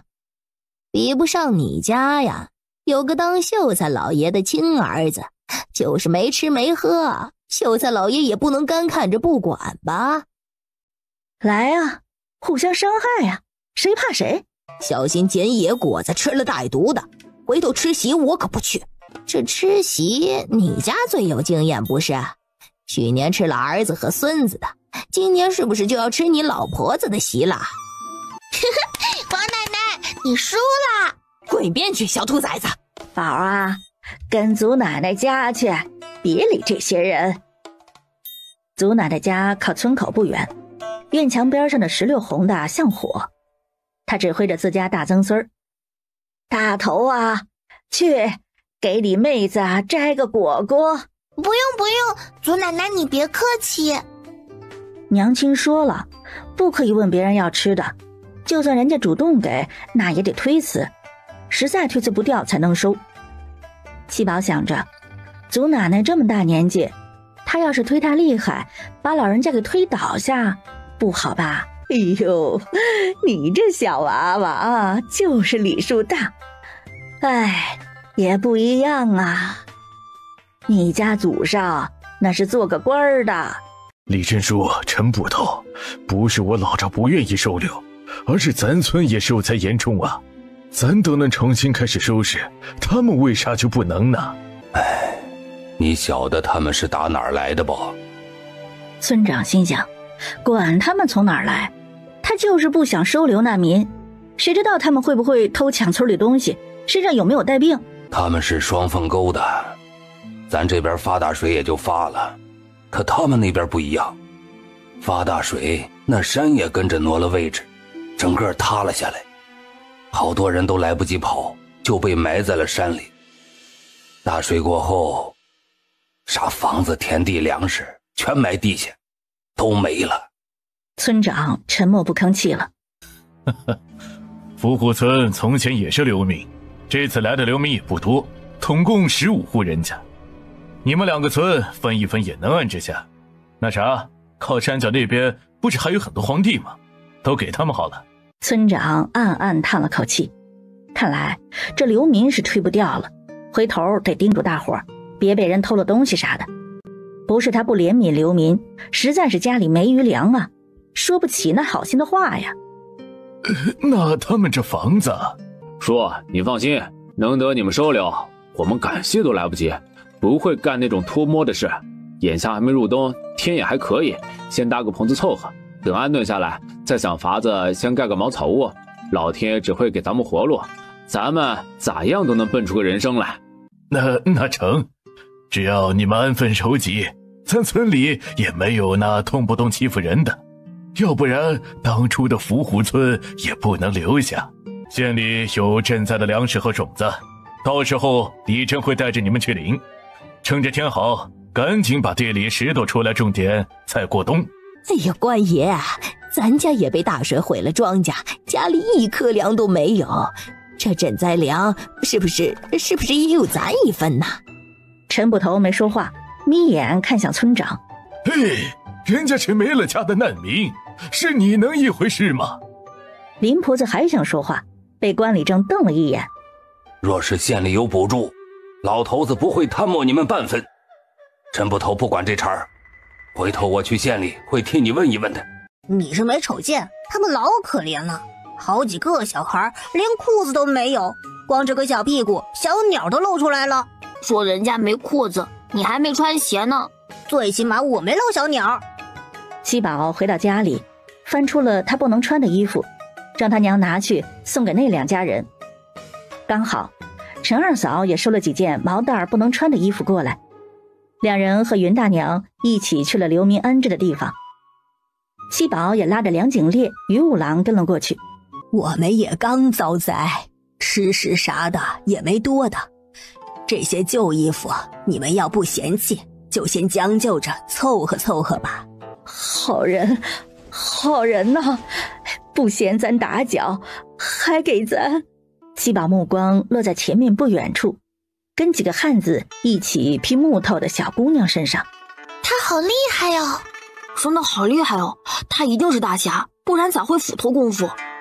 梁景烈瞧那挥着斧头满头大汗的小姑娘，哼哼，等她长大了，肯定比她还要厉害。哼，那是苗儿姐姐，苗儿姐姐最厉害了，她还会抓老虎。小孩身上穿着的正是七宝短了一截的裤子。哥哥，你给我的，那是我的。哎呦，你的，这有啥能是你的？家都没了还不消停，成日里吵吵闹闹没完，真是养了要债的鬼。史娘飘在七宝身边，我要不要让他见识一下啥叫要债的鬼啊？七宝瞥了他一眼，我是说笑的。你晚上去找他，问问他为啥要虐待你的娃，说他以后还敢这么偏心，就拉他下去作伴。这活我喜欢。坨坨娘，那裤子坨坨穿着不合适，你还是给草儿穿吧。坨坨娘不愿意，可她瞥见云大娘几人，想骂人的话又咽了回去。坨坨，把裤子脱下来给你妹妹。我才不给，你都说了，家里全都是我的，凭啥给他一个赔钱货？臭小子，老娘的话你还不听了是不是？坨坨娘嘴里骂着，转头去忙别的，压根儿没去追坨坨的意思。这个我有经验，这娘铁定不是亲生的。你咋知道？等你活到我这个年纪，见过的事儿多了，就晓得这人啊是不是好人，一眼就能看出来。梁景烈伸手在他头顶晃了晃，比自己还矮半个头，好意思装深沉。七宝，走，咱回家了。以后他可不会再送东西给这妇人了。那小女娃裤子烂的屁股都露出来了，他还先紧着儿子，甭管是不是亲生的，他都不舒服。爷爷，咱啥家里呀，都遭灾了，还这么大吃二喝的，回头家里没粮了，可咋办呢？就是啊，爷爷，咱省着一些，熬过明年开春，再吃些好的也行啊。嘿嘿，吃，正长个儿的年纪，不吃饱怎么成？别怕，咱家有存粮。几个小的顿时感动不已，都这个时候了，爷爷还担心他们长不高，啥福气呀，能遇到这么好的爷爷和爹娘。头天晚上才吃了好吃的，次日钱家又送了好几车的粮食过来。哎呦，三太太，哎呦，这可不成，哎呀，太多了，哎呀，咱家不能要这些。哎呦，叫啥三太太，以后你叫我一声姐。我母子都是托七宝的福才捡回一条命来，以后啊，咱两家都得当正经亲戚处啊，不，比正经亲戚还好。在钱三太太看来，余家比起二房和大房不知好多少倍。本来我家三爷打算亲自过来的，可县里遭灾人家不少，这几日啊，吴大人组织县里富户乡绅捐钱捐粮，我家三爷为这事愁得不行。倒不是我们不想捐，捐吧别人家看咱不顺眼，不捐吧又落得个为富不仁的名声。捐吧，做点好事会有福报的。成，七宝说捐咱就捐。元秀姐姐咋不跟姨姨出来？这阵儿啊，要给你元秀姐姐相看，回头你可得帮姨姨长长眼呢。嗨，她呀就是个小娃，您也太过抬举她了。不是我抬举，是咱七宝真有这个本事。开春那阵的吴家你还记得不？那不是跟你们家二房定了亲吗？二房以为抢了个香饽饽，背着我们三房跟人勾搭，这会儿啊哭着闹着要退婚呢。出啥事儿了？咋就闹得要退婚了？那败家子还真让七宝给说中了，真是个断送祖业的败家玩意儿。暴雨前夕，人家都忙着去庄子上抢收，他那些叔伯堂哥也忙着去庄子铺里张罗，怕暴雨来临将货物损坏。这小王八蛋倒好，他年纪小躲家里没事，居然叫他干出件惊天大事来。那几日身子不舒服的老太太听着动静，见孙儿在偷拿她的东西，又气又怒。你个臭小子啊，这些我谁都没给，就是准备等你成婚后给你的。你这么着急拿这些干啥？吴晨光见祖母醒了，心里又是怕又是惧，拿了东西就要跑。你个不争气的啊，等你老子回来定要打断你的腿，省得你这么不听话。本来老太太也就是说个狠话，正儿八经的哪儿舍得动孙儿呢？可吴晨光不这么想，他心一横，抄起一个花瓶砸老太太头上。老太太没想到这个孙儿居然跟他来真的，一时间竟是气打背过气。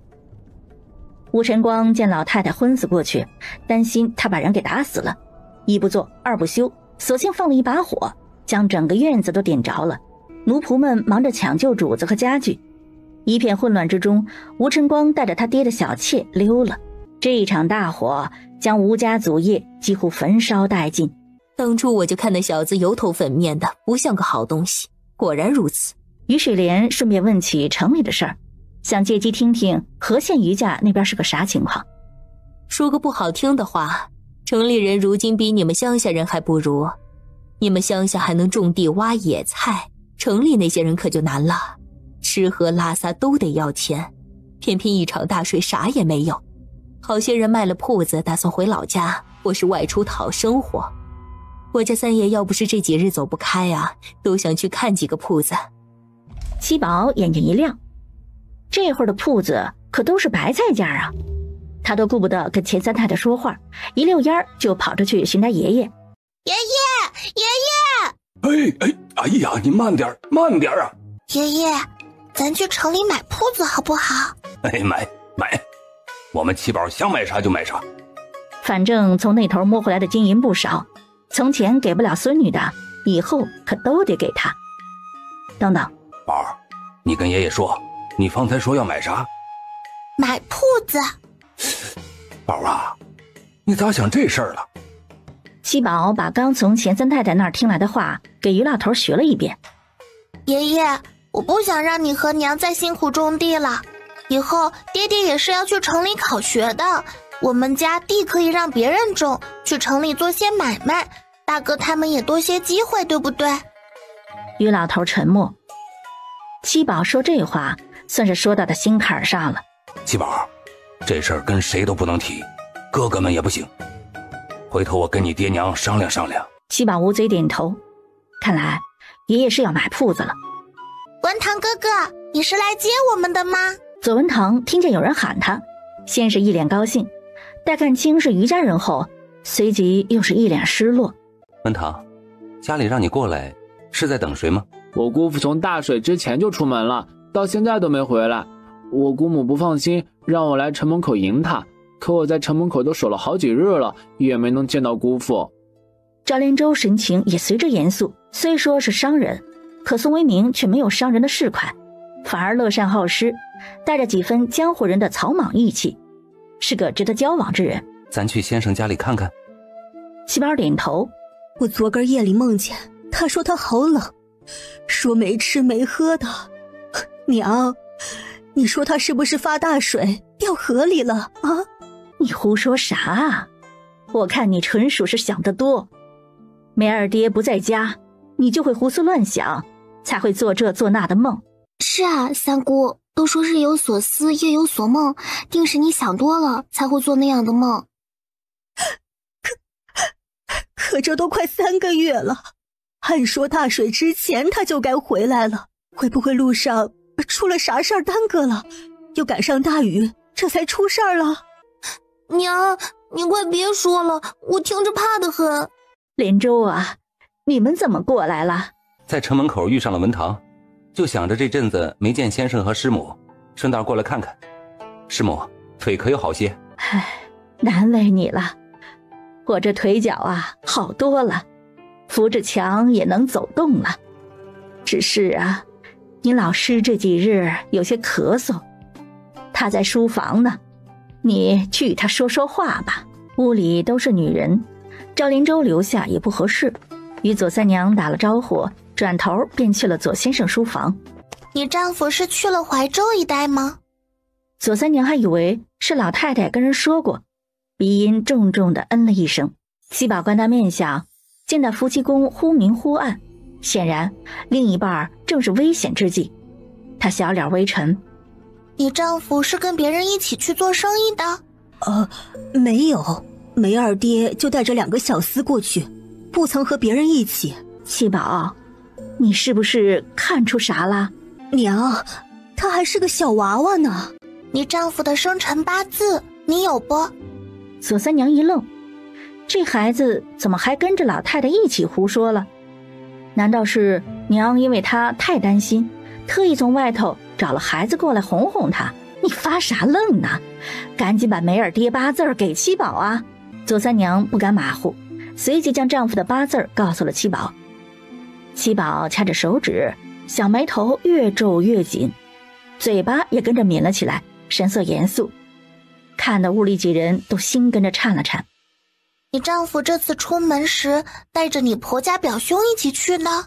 不曾，婆婆倒是说了好几次，让梅二爹带着他娘家侄子一起跑生意，梅二爹没答应。何况赵家表兄也有自己的生意，跟咱们家的生意都不在一个地方，怎么可能和梅二爹在一起？你是不是搞错了？不对，你丈夫铁定带了他去，而且是随身带着2个小厮，也是你那表兄的人。你丈夫怕是不大好了。梅二爹咋了？怀州多水，水属阴，你丈夫命中带火，水火不容，命里该有此劫，且是生母血亲牵绊，躲都躲不掉。你只有尽快让人去怀州，或许还能救你丈夫一命。若不然会怎样？现在不是说这个的时候，你还是赶紧让人去救你夫君吧。淮江城外50里处有破庙，不出破庙100步，尽量靠有水的地方找就是。左老太太顾不得左三娘，赶忙叫了左善君过来。老大，你带着你2个弟弟去一趟淮江，快，现在就出发。左善君不敢大意，当即带着2个弟弟赶车出发。左先生闻言后沉吟片刻，也叫过来一个族侄儿。你去一趟赵家那头，打听一下赵成华是不是真去做生意了。左老太太担心女婿，更怕女儿受不住打击，干脆和于水莲商量，让七宝在左家多留几日。于家人这几日要看铺子，一时半会儿也回不去，索性也就在左家住下了。2位，这铺面小是小了点，可位置不错，还是100年老店。要不是这次发大水，店家儿子出事，他也不会卖了铺子回老家。这铺子做吃食、杂货或者炒货都不错。隔壁几条巷子都是有钱人，不缺生意。于水莲看墙上那道裂缝，直皱眉。这不是小不小的问题，是这铺子都快要塌了，好吧？大人们看铺子，看位置。七宝和梁景烈2个小孩子拿着个小木棍儿，蹲墙根下扒拉蚂蚁窝。2人挖得开心，越挖越大，都挖出个小洞了。小娃子，可不能再挖了，再挖墙塌了可咋办？你再给好好介绍几家铺子。你这看的都是些啥呀？不是太破就是太偏，要么就是被水泡的房顶都没了。我们是要做生意的好铺子，又不是为了买个破房子，搁那儿看着闹心。于老板听他这么一说，当即带着一家子去了主街。不瞒大兄弟，这街最繁华，离县衙县学都不远，靠这一片可全都是有钱人，不但有钱还有身份。但我话说在前头，这位置不错，那价钱自然也不便宜。这个自然。饶是心里有准备，夫妻俩还是被这条街的物价给惊到了。一个卖馄饨的小铺子，要价居然120两，这也太贵了吧。看大兄弟也是读书人，就该知道咱这奉县是大县，人口众多，来往商贾客人不少，城里铺子和别的县自然是不一样的。这也就是遇上眼下灾年，要是换成往常，你便是拿钱那也是没地儿买的。别看如今各家遭灾，有钱人可是天天都在瞅铺子呢。那儿呢？那个就别提了，没见旁边挨着的2家都没开门吗？爹，咱去看看呗。赵连洲问于老板：“这铺子能看不？”看是能看，只是吧，这铺子有古怪。是这里发生过凶案，还是这铺子牵扯啥官场之事？都不是。我就直说吧，这铺子前后换了5、6个东家，就没一个安生过的。最后这个东家因为这铺子赔得倾家荡产不说，妻儿老小还落了病，连带着挨他2边的铺子都没落好。原本好好的生意啊，只要这家一开，那必然是关门倒闭。这铺子吧，邪门，你们懂不？不瞒大哥，在下读书多年，从不信这些鬼神之说。于老板要是方便，不妨带我们进去瞅瞅。那你稍等片刻，我去取钥匙。大兄弟啊，我先跟你说一声，这2个小娃娃你最好别带进去。成，我在这儿等你。七宝摸了摸手腕处的红绳，雪娘从里头飘出来，身子瞬间没入铺子门板。于老板匆匆拿了钥匙过来，身后还跟着个年轻汉子。我侄子也想去看看。赵连洲也笑了笑，看来这铺子比他想的还要棘手。于老板打开门，几人就觉得一阵阴风从铺子后头窜了出来，让人背脊一凉，头皮发麻，汗毛似乎都竖了起来。哎呀，大兄弟啊，我跟你说实话，这铺子够大，位置也好，前有铺子后有院子，还带水井，这样的在这城里可是不多，但前后历经5、6个老板，都弄得差点家破人亡，所以啊，后头没人再敢租这铺子，也没人敢买。我瞧着这院子还蛮不错的，有这么大棵桃树，春日里开花，定然好看得很。到时候咱七宝可就不差桃子吃了。他朝七宝眨眨眼睛，闺女，这院子感觉不大对呀。七宝眼睛扑闪扑闪的。有我呢，怕啥？媳妇儿，你看咋样？咱走吧，这院子确实不对劲儿，我咋觉得冷得很呢？于老板和那年轻人也扯了扯领子，好像是有点冷。他就知道这生意成不了，不晓得多少人满怀期待过来看，又一脸害怕的离开。所以他现在连这铺子的钥匙都懒得带，实在是晦气得很。这铺子咋卖的？你真要买？不瞒大哥，我本来该今年参加乡试的，发大水把这给耽误了。家父想要我进城读书，有个落脚之处。你也知道，乡下人家攒2个钱不易，但凡多几个铜板，我也不看这铺子了。那倒是。于老板点头。这铺子155两，这银钱你先别还价，我与你说这里头的道道，你听完再决定要不要买。你说。其实这铺子以前是这条街最火的铺子，是城东樊家的产业。5年前，这樊家大爷莫名其妙失踪，樊大太太也被发现与人私通。樊家族人一气之下，将樊大太太装入猪笼，沉了塘，留下2儿1女，病的病，死的死，至今就留下一个女儿。樊家大房过世后，樊家2房便接手了大房买卖，做起了布料生意。可没过多久，樊二爷就在取货时从梯子上掉下来，摔断了腿。樊老太太在家里给孙儿洗澡，也不知是咋整的，整个人突然晕死过去，放在盆里的孙儿也活活溺死。哎呀，其他人也是各种意外。樊家人心里惶恐，就搬走把铺子租了出去。铺子租出去也同样不安生，做吃食的客人莫名其妙就往水井里跳，没出人命，但也把人吓够呛。做瓷器的晚上总能听见有人敲各种瓮，发出闷响声音。好好的瓷碗没来由，啪的一声就碎了。最后这个开医馆的掌柜懂点玄门之术，自以为不会有事，可不曾想晾好的药材总是无缘无故的翻地上。进来的病患有时候站在桃树下嘿嘿嘿傻笑，说那儿有人在荡秋千。后来便无人敢来租住。就这样也没消停，左右2家铺子夜里时常能够听到这边院里说话吵闹声。旁边开酒肆的老板受不了，以为有宵小之辈偷溜进来，爬上墙头想要喝出2句，结果爬上去一看，院子里静悄悄的，啥也没有。酒肆老板吓得回头就病了，病好之后店里生意跟着也冷清了。另一边卖汤面的老板同样如此，2家没有熬多久便关了门。自此这铺子凶宅的名声便传了出去。就不曾找人来看过吗？看了，和尚道士都来看了，没用。爹，咱干脆连左右2边铺子一起买了呗。赵连洲心里盘算着，家里如今是不缺钱了，以后几个男娃长大了，就得给他们准备一份家业。闺女这里更是不能少，2边都码下来也挺好。不过价钱就不是这样说的了。于老板，我们谈谈。成，咱去前头茶馆，边喝茶边聊事。茶馆就不去了。这儿多好，气氛紧张，于老板多待片刻都是煎熬。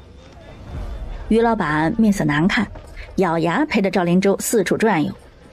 七宝拉着梁景烈到那棵桃树下，指着树上：“你看，那儿好大一个鸟窝。”七宝，这里是不是不大干净？你又看见红衣姐姐啦？没有，就是觉得怪怪的。你不觉得像是有人在盯着我们看吗？没有啊。七宝抬头，对上树上一红一黑两个，死丫头，你瞅啥瞅？再瞅把你眼珠子抠掉！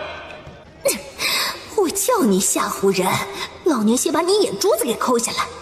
要是吓到我家小主子，我让你做鬼都不安生。黑衣男人吃痛，伸手就去抢自己眼珠子。你还给我！雪娘从树上飘下来，身影一晃飘进了正房，黑衣男人也紧跟着飘了过去。你方才有没有觉得像是有风劲了？没有啊，于老板，咱明人不说暗话，也就是我八字硬才受得住这煞气，换个人还真不成。方才我也说了，隔壁2家铺子我也一道买下来，这都5年了，要是这铺子能有法子做生意，他们也不至于关门，是不是？可今年是灾年，你也是晓得的，我这2天进城买铺子就是为了捡漏。你看这事儿能成，咱就说下一步的话。于老板的心一抽一抽的，3家铺子要是能谈成，他到手的佣金也不少。可赵连舟给的这价儿也未免太低了，低到他都有些不好意思跟人开口。我大概会在城里待3日，于老板你若是跟人谈妥，便到左家来寻我就是。于老板一听赵连舟住在左家，心里想法又不一样了。那成，我这就去找那3家房主说话。一家人从那铺子里出来，于是莲才小声地问七宝：“那里头是不是有啥不好的东西啊？”有个枉死之人，不过娘亲不用担心，我很快就能让他离开。他不走，老娘一天打他3回，看他走不走。你们这些人太过分了！我枉死5年，满腹怨气，说都没地说，在我自己家发脾气怎么了？七宝回到左家，支开梁景烈，将黑衣鬼提溜过来。那铺子是你的？那你是樊大？小仙子明鉴，小的正是这铺子原主人樊大。哼，你就是那个媳妇给你戴绿帽子被人陈塘的樊大。哎呀，你丑成这样，难怪你媳妇要喜欢别人。你闭嘴！我家娘子不是那样的人，是别人错怪了她。可怜我家娘子啊！哈，你凶啥凶啊？这么大能耐，咋不去找害了你媳妇的人？我不知道害我的人是谁，也出不了那院子。若非今日遇到小仙子，我至今不能出来。你故意折腾出各种动静，是不想有人住进你的铺子，还是想害人？我没想害人，就是想引人注意，让他们把害我一家的凶手给找出来。那你还记得你是咋死的不？我不知道，我莫名其妙就成了这样，还没弄清楚自己是咋死的，就听人说我媳妇出了事。我媳妇贤惠能干，对我和孩子都极好，她真不是那样乱来的人。你把你一家8字都给我说一说。这人脸都烂得看不出来本来面目了，从他面相之上啥也看不出，还是从8字入手吧。你这不是枉死，你是被人害死的呀。我是被谁害死的？七宝没有回答他，而是问了他另一个问题。你母亲待你与你弟弟孰轻孰重？母亲待我极好，待弟弟不免严苛了些。从小到大，有什么好东西，母亲都是先紧着我。相比之下，弟弟便要委屈些。衣服穿的是我穿过的，吃也是我吃过才轮到他。那你和你弟弟关系如何？我从小比较混，少时没少跟那些街头混子来往。后来跟我媳妇成家，有了孩子后，才开始行事。我弟弟就不一样了，他打小聪明勤快，又能吃苦。我们兄弟2个一直感情很是要好，几个小辈之间也相互和睦。小仙子，你问这干啥？难不成你怀疑是我弟弟害了我？不等七宝回话，他又自顾自地说道：这不可能，谁害我，我弟弟也不可能害我。我年轻那会儿不懂事，在外头闯了祸，都是我弟弟替我善后。我们是一母同胞的兄弟，他怎会害我呢？你与你弟弟那么要好，为何他接手你的生意后你要捣乱，还让他生意都做不起来？我没想着害他，可我也不知道是为啥。看他们一家人其乐融融，而我妻儿都没了，我这心里就不舒服，莫名其妙就想发火。每次害了他们，我又后悔得很。那左右隔壁邻居，你也是看人家不顺眼，莫名其妙想害人家？没有，那两家跟我没关系，我才没害过他们。切，你还说没有？人家都听到你这院子有动静，爬墙头过来看，又啥都没发现，你这不叫害叫啥？哎呀，我真没有。我有时候心里憋闷，又找不到个人说话，是会鬼哭狼嚎的发泄一下，可我发誓，我真没故意折腾那两家。那两家的事儿，你虽未故意折腾，可这事儿还是与你有牵连。跟我有啥关系？我这人生前爱交朋友，与人为善，跟左右邻居关系都处得极好，他们家的事为啥会跟我有牵连？七宝没有回答他这个问题，而是问起了另一个问题：你跟你弟弟是同父所生吗？你这小娃娃咋回事的嘛？先前怀疑我弟弟害死我，这会又问我弟弟跟我是不是一个爹，我俩是嫡亲兄弟，是不是一个爹我能不清楚？可你弟弟尚未出世，你父亲就过世了。这何奇怪的？我娘刚怀我弟弟没多久，我父亲身体就不好，没等我弟弟出世，我父亲就过世了。我弟弟是我爹遗腹子，正因为如此，我才觉得亏欠他极多。打小没了爹，我娘还偏心我一些，他这辈子过得真是不易呀。那你可晓得，你唯一活着的女儿如今要被你弟弟嫁给一个老光棍？这不可能，你是不是听人胡说，搞错了消息？我弟弟待我3个孩子都视如亲生，待我小女儿更是没得说，他怎么可能把我的慧儿嫁给老光棍？你不信，那我也没法子了。反正明天你闺女就出嫁，翻山越岭去嫁给老光棍了。小仙子，你不要挑拨我们兄弟之间的感情好不好？我娘和我弟弟对慧儿那么好，他们咋会把慧儿嫁给老光棍？这不可能，绝对不可能！你不信就算了，费那劲干啥呀？反正铺子咱们拿手里，他要敢闹事儿，不用小主子你出手，老娘也能灭了他。七宝刚想说话，就听梁景烈跑来：七宝，你干啥呢？祖奶奶叫我们吃饭了。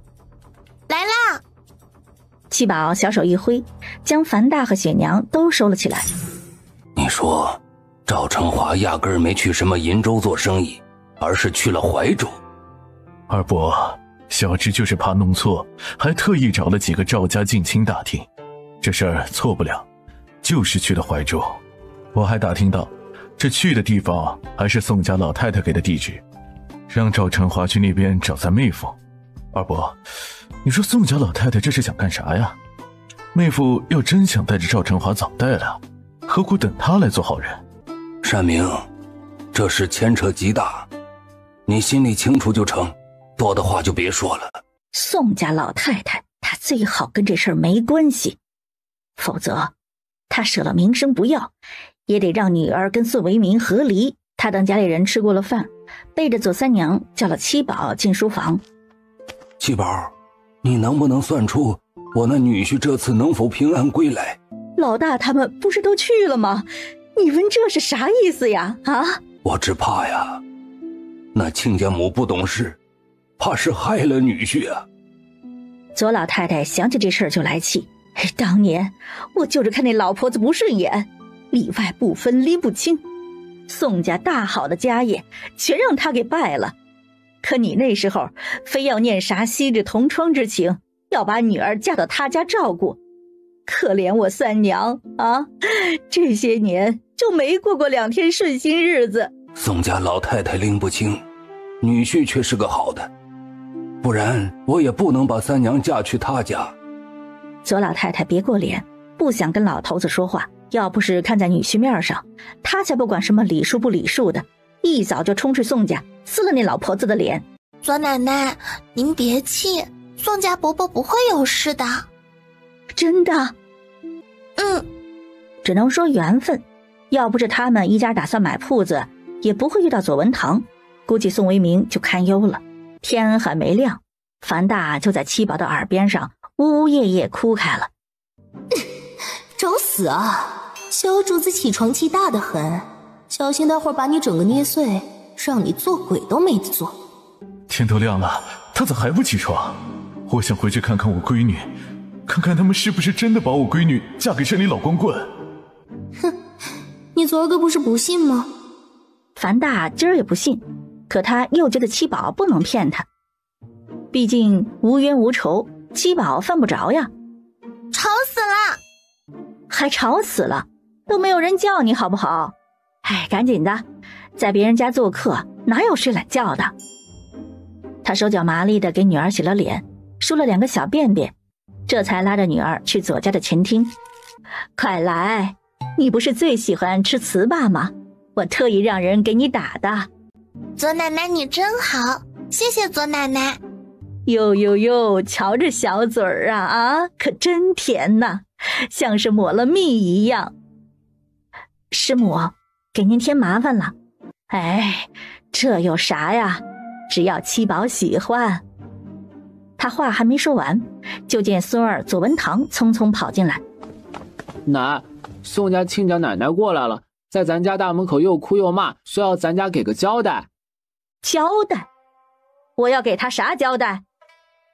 他起身就往大门口去，自己还一肚子火呢，这个死老婆子还敢找上门来。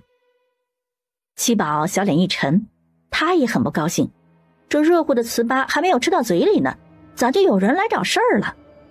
娘，咱也出去看看。哎呦，左三娘啊，你个可夫绝子的娇家境，我儿好好的读书人，你非逼他去做生意。我的娘啊，为了这败家婆娘，日日在外头奔波，如今竟是落了水生死不知啊！姓左的，你给我出来！都说你是教书育人的先生，你闺女害了我儿子，这事儿我就问你要咋弄？你们是不晓得呀，不是我儿不读书，是这老头子他偏心眼呐。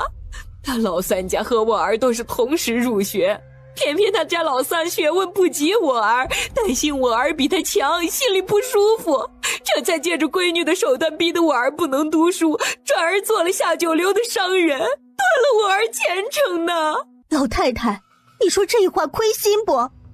当初公爹过世，你背着人把家里所有银钱都给了你娘家侄儿兄弟，连公爹给人的货款你也一并拿走了。我大着肚子，家里见天都是要债的，家里拿不出钱，人家就要拆房子搬粮食拉牲畜，梅二爹没了法子，才丢了书本去做生意，你咋好意思说是我家逼的？左三娘想着从前往事，又想起如今丈夫遇难，十有八九也是这老婆子的缘故。老钱婆，我告诉你，要是梅二爹有个3长2短的，我就砍死你这老婆子！咱们一起去地下找公爹说个分明。大姑，你气糊涂了不是？他喊自己儿媳，还愣着干啥？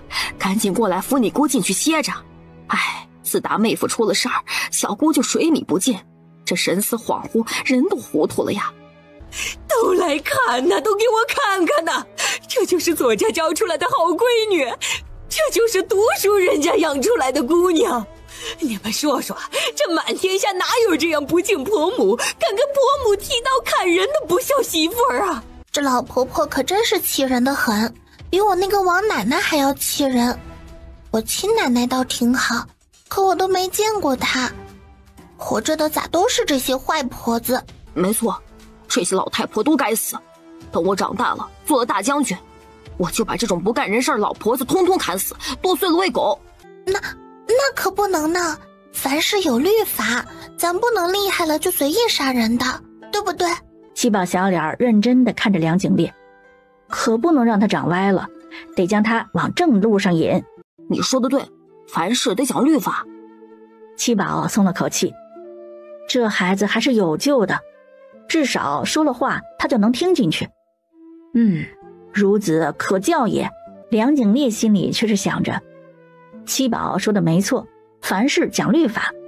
那以后遇上这样讨厌的老婆子，什么下毒害人、偷鸡摸狗之类的事，随便找个罪名安他身上不就行了？他悄咪咪看了眼七宝，这个头比他还矮了一个头，怎么就能想出用冠冕堂皇的理由收拾恶人的阴损法子？难道七宝比他还要聪明？不行，他得多学点收拾人的法子，不然将来被七宝比下去了多丢人，又是被七宝带歪的一天。要不是你好吃懒做，我儿怎会跑怀州那么远的地方去做生意，生个丫头骗子赔钱货，天天啥也不干，当大户人家的姑娘来养着。都是你们害了我儿子啊！你们还我儿子，还我儿的命来！七宝被老婆子那刺耳的尖锐嗓门刺得耳朵生疼，他一挥手把樊大给放了出来。去，就在他耳边叨叨说是他害死他儿子。小仙子，这么大太阳我受不住啊！七宝捏了个法诀打他身上。去吧。亲家，我让人去寻女婿了，如今生死未明，亲家母还是别咒自己儿子了。你个老混蛋，都是你闺女成日里啥也不干，害我儿子到处奔波才会没了命。该说啥生死未卜，跟着他一起出去的伙计都回来了，他们亲眼看着他被大水冲走，那么大的水还能有个好？左先生听七宝说起过，这两个伙计已经叛变成了赵成华的人。那两个伙计呢？主家出了事，不请人帮忙打捞，也不上报官府，就跑回来说落水死了。谁知道他们是不是见财起意，故意设计害死了主家，存心谋夺主家的财物。山明，你拿老夫帖子去衙门走一趟，请吴大人立案，将那两个伙计捉来问罪。老混蛋，你别仗着你跟县里大人有交情，就故意抓人过来灭口。我告诉你，他话未说完，脸色瞬间惨白，目露惊恐之色，张大了嘴巴发不出声来。七宝望着他冷笑，继续嚎啊，你继续嚎啊！娘啊，儿子好冷啊！害死儿子的不是左家人，是你呀，娘！是你一心一意要帮衬舅舅家，才会逼得儿子走投无路去冒险做生意。娘，儿子在下面好冷，你下来陪我吧。不是我害了你，不是我害了你，是左家，你该去找左家才对。七宝捏着鼻子喊了一嗓子：天哪，该不会这老婆子的儿子找来要找他索命吧？众人一惊，也觉得这老婆子像是中了邪。奶奶，你肩膀上有个人，他好惨呐，全身水淋淋的，眼珠子都泡得掉出来，肉都泡烂了。你胡说！人群里有老人说道：哎呦，我听说啊，这小孩眼睛和大人不一样，他们呐能看到很多旁人看不到的东西。当下就有人问身边的小孩子：我儿，你看到了啥不？小孩啥也看不到，就觉得这里气氛不对，有点凉飕飕的，也不说话，就往大人的怀里钻。娘啊，你最看重舅舅家的表兄表弟，一直教导儿子要听他们的话，要对他们好。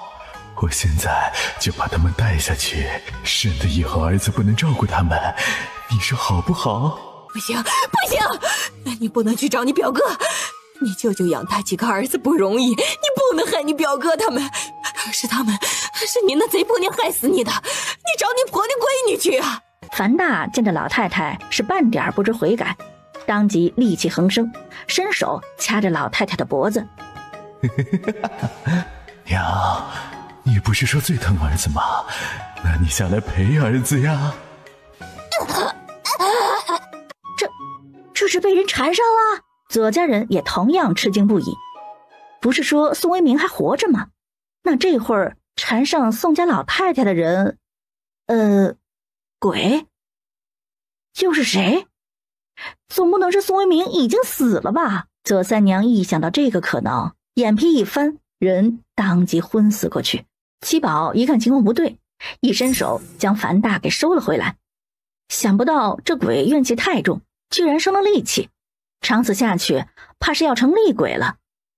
胡诌吓唬人的梁景烈吓得脸色发白，也嗖地窜了回去，猛地跳到了赵连舟的身上，搂着赵连舟的脖子不撒手。他胡说八道，把鬼给招来了。周围人不敢再逗留，这老太太邪门得很，谁晓得是不是有怨鬼缠身。把人给赵家送过去，他那兄弟侄儿最是贴心，不会看着秦大姑这样不管。说真有那啥吗？有没有不是你说的吗？你再不下去，你叔叔我就要被你勒成死鬼了。左大嫂和左二嫂张罗饭菜，早饭还没吃，宋老太太就过来闹了。这都过晌午了，家里还有客人呢。饭菜刚端上桌，还没有动筷子，又有人找上门来了。快去看看，是不是老大他们派人回来了？让左家人失望得很。敲门的人是于老板。赵兄弟啊，樊家答应要卖，不过他们家这2天忙着办喜事，没空过来，让你去城东樊家村跟他们谈买卖。赵连舟还没回话，缩在七宝荷包里的樊大就不安了。别动！七宝低声呵斥。那咱们这就过去。七宝也要跟着过去。于雪莲拉住他，你爹是去谈事儿，你跟着去干啥？娘，我不去，那铺子后院的事儿不好解决呀。于雪莲顿时想起了那铺子后院的古怪，当即与赵连舟说：他爹，我也跟你过去瞅瞅。樊大2个儿子都没了，就留下个闺女，据说定的是赤山那边一个小地主，家境殷实，还是个读书人，倒也不算亏待了这个侄女。那这樊家老二还算厚道，没亏待兄长留下的姑娘。樊老二那个人呐，真是没话说。早些年吧，人家都说他不如樊大，我倒觉得吧，这樊老二比他哥还要强一些。樊大那人太过仗义，手里捏不住钱，挣得多也去得快。樊老二这人就不一样了，老实巴交，把钱捏得紧。你看看，樊大死了才几年，如今樊家家业啊，比之前啊不晓得增加多少。据说樊老二在府城还买了铺子宅子，就等着把这侄女一嫁，全家都得搬去府城呢。这人眼睛有问题吧？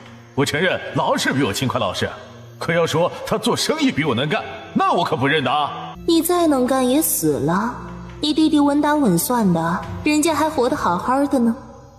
樊大蔫巴了，你少刺激他，一会儿到了樊家，他那心里更不好受。别刺激过头，待会儿凶性大发，不好控制。小仙子，你放心，我樊大最是讲义气，那是回我自个儿家，又不是去仇人家里，我干啥要发脾气呢？一行人说着话就到了樊家门口。七宝抬头一看，就觉得不对劲儿。这正大门口上方居然贴着驱鬼辟邪符，还挂着镇鬼的挂件，只是隐在了门头下，不叫人轻易发现罢了。小仙子，我怎么进不去自己家？那是因为有人不想你回去。你胡说！里头都是我最亲近的家人，我娘和我弟弟，他们怎会不乐意我回去？是吗？你弟媳妇正在和你侄女在房里说话，你去听听吧。也不知道他做了什么手脚，樊大原本神魂欲裂的魂体骤然凝实了不少，暖洋洋的，很舒服。他一高兴就朝着东厢房飘了过去。你跟过去，他要是暴走，你就先制住他，等我过去。这头樊老二出来了。于老板，这就是我给带来的买主，价钱都谈妥了，文书我也带来了，您二位既然要是没意见，咱就把这事给定了。回头我去县衙过文书。那铺子后院的事，想必于老板已经跟你讲过了吧？讲过了。我这人做事从不喜欢亏了别人，那铺子确实有问题。你要是嫌晦气，就别贪那小便宜，免得将来出事害了家里人。樊老板果然实诚，难怪于老板说你是个厚道人。不瞒樊老板，我生来八字硬，得重病被老娘扔臭水沟，熬了3天3夜都没死。不管多厉害的厉鬼，到我跟前儿，那也是我先熬走他，轮不到他来熬死我。所以樊老板你放心就是，不会出麻烦，更不会让你受累的。樊老板听他这么一说，脸上神色都和缓不少。进来坐吧，家中这几日要办喜事，若是不急，倒是可以喝杯喜酒再走。那就叨扰了。娘，那么殷实的人家，读书好还长得好，你为何不说给我，偏要说给那个绝户女？你个傻子，也不想想，真有那么好的亲事，我能不给你？给那丧眉心呢？娘，你和爹是骗慧儿姐的。不对啊，那日我见过定亲的后生，面色白净，身形高大，长得挺好看的呀。哎呦，枉我天天苦口婆心的教你，看人不能光看表面，可你就是听不进去，看人家一张脸就死活想嫁过去，那不是新郎官，是新郎官的大外甥。樊大听到这里，浑身煞气丝丝的往外冒。雪娘扯住他，你可不许给我小主子惹事，就算你要惹事，也等我主子把事谈完离开才行。那是新郎官的大外甥，那新郎官长啥样？哎呦，你估计都想不到，那新郎官呀都50岁了，是个驼背老光棍，一直没娶上媳妇儿。这不才让他大外甥冒充自己出来跟人相看，想骗个媳妇儿回去。那要是新郎官来接亲，慧儿姐瞧见他肯定不乐意呀。来接亲也是他外甥来接亲，他驼背，腿脚还有问题，从那山沟里走出来，不得要了他老命呀。那村子远着呢，樊慧儿嫁过去，就算想跑也跑不出来。大红盖头一盖，喜烛一灭，被子一盖，他就成了驼背的人。这往后呀，就是铁打的两口子喽。娘，你们咋能让慧儿姐嫁到这样的人家呢？哼，不嫁能行吗？他天天说你爹害死你大伯和他2个哥哥，逢人就说要去告我们，好心供他吃供他穿的，还给他相看人家打发嫁出去，他就这么对我们，真是养不熟的白眼狼。樊大那半耷拉着的眼珠子已经涨红，双手伸手便找，长出金金的利刺，身量陡然拔高，全身被黑气笼罩。雪娘心道不好，这家伙变厉鬼了，得赶紧让主子过来。他那钗上的珍珠是假的，金钗也是空心镀铜的，身上嫁衣也不是正红。不是说他二叔是个厚道人吗？咋给他置办的这么寒酸？你咋会认得这些？我三叔也做生意，他最喜欢倒腾珠宝了，没事就叫我辨认金银珠宝还有古董字画，他这个假的太厉害了，我就是不凑近前看也能一眼看出来。哇，那你可真厉害，我就看不出来。将来你出嫁，我一定给你东海珍珠、南岛江纱做嫁衣，才不像他们这么寒酸。七宝想说，那你得写个字据，别将来你登上了高位不记得这茬了。雪娘一股风的飘了进来。七宝，你快过去，反倒变成煞了，我控制不住。七宝大惊，这都说啥了？咋突然就变成了比厉鬼还要凶的煞了？哎呦，这是哪家的小娘子呀？白白胖胖的，长得真是好看呢。我想找姐姐玩。去吧，姐姐在屋里给慧儿收拾呢。七宝朝他咧嘴笑了笑，扭头进了樊家长女樊灵儿屋里。一进去，七宝就觉得不对劲儿了。樊灵儿身上没有半点活气，阴气森森的坐在镜子前，正对着镜子抹口汁。你出来。樊灵儿扭着脖子，僵硬的转过头。他们要害我闺女。冤有头债有主，你之前还说你弟弟跟你感情极好，你就该知道，你这侄女啥也不知道，你不能害无辜的人。是啊，我以为我们兄弟感情是最要好，我弟媳待我几个孩子也好得很，如今才知道，他竟是要将我唯一的女儿嫁给山沟里的老光棍，这心都怎么长的？我恨不得掏出他的心来看看，那心是不是都灰透了？七宝晓得他被王氏刺激，生出了无端戾气，要是由着他如此，樊灵儿就别活了。出来！七宝从乾坤袋里取出了个金色的小铃铛，对着樊灵儿轻轻一摇，随即一股黑烟从樊灵儿的身边飘了出来。樊大身形变大，像头巨兽冲到了七宝的跟前。你为何要放过他？为什么？我妻子没了，儿子没了，眼看着唯一的女儿也没了，你身怀本事，为何不替我出气？七宝一甩铃铛，樊大身形缩小，回归到原来的模样。天道有恒，不是你想如何便能如何。樊儿害了你，必然有他的恶报，可樊灵儿不曾害你，你就不能这么害他，否则不但是你入不了轮回，还有连累你妻儿生生世世受折磨。那我要怎么办？我怎么办呀？七宝伸手抚上他的头顶。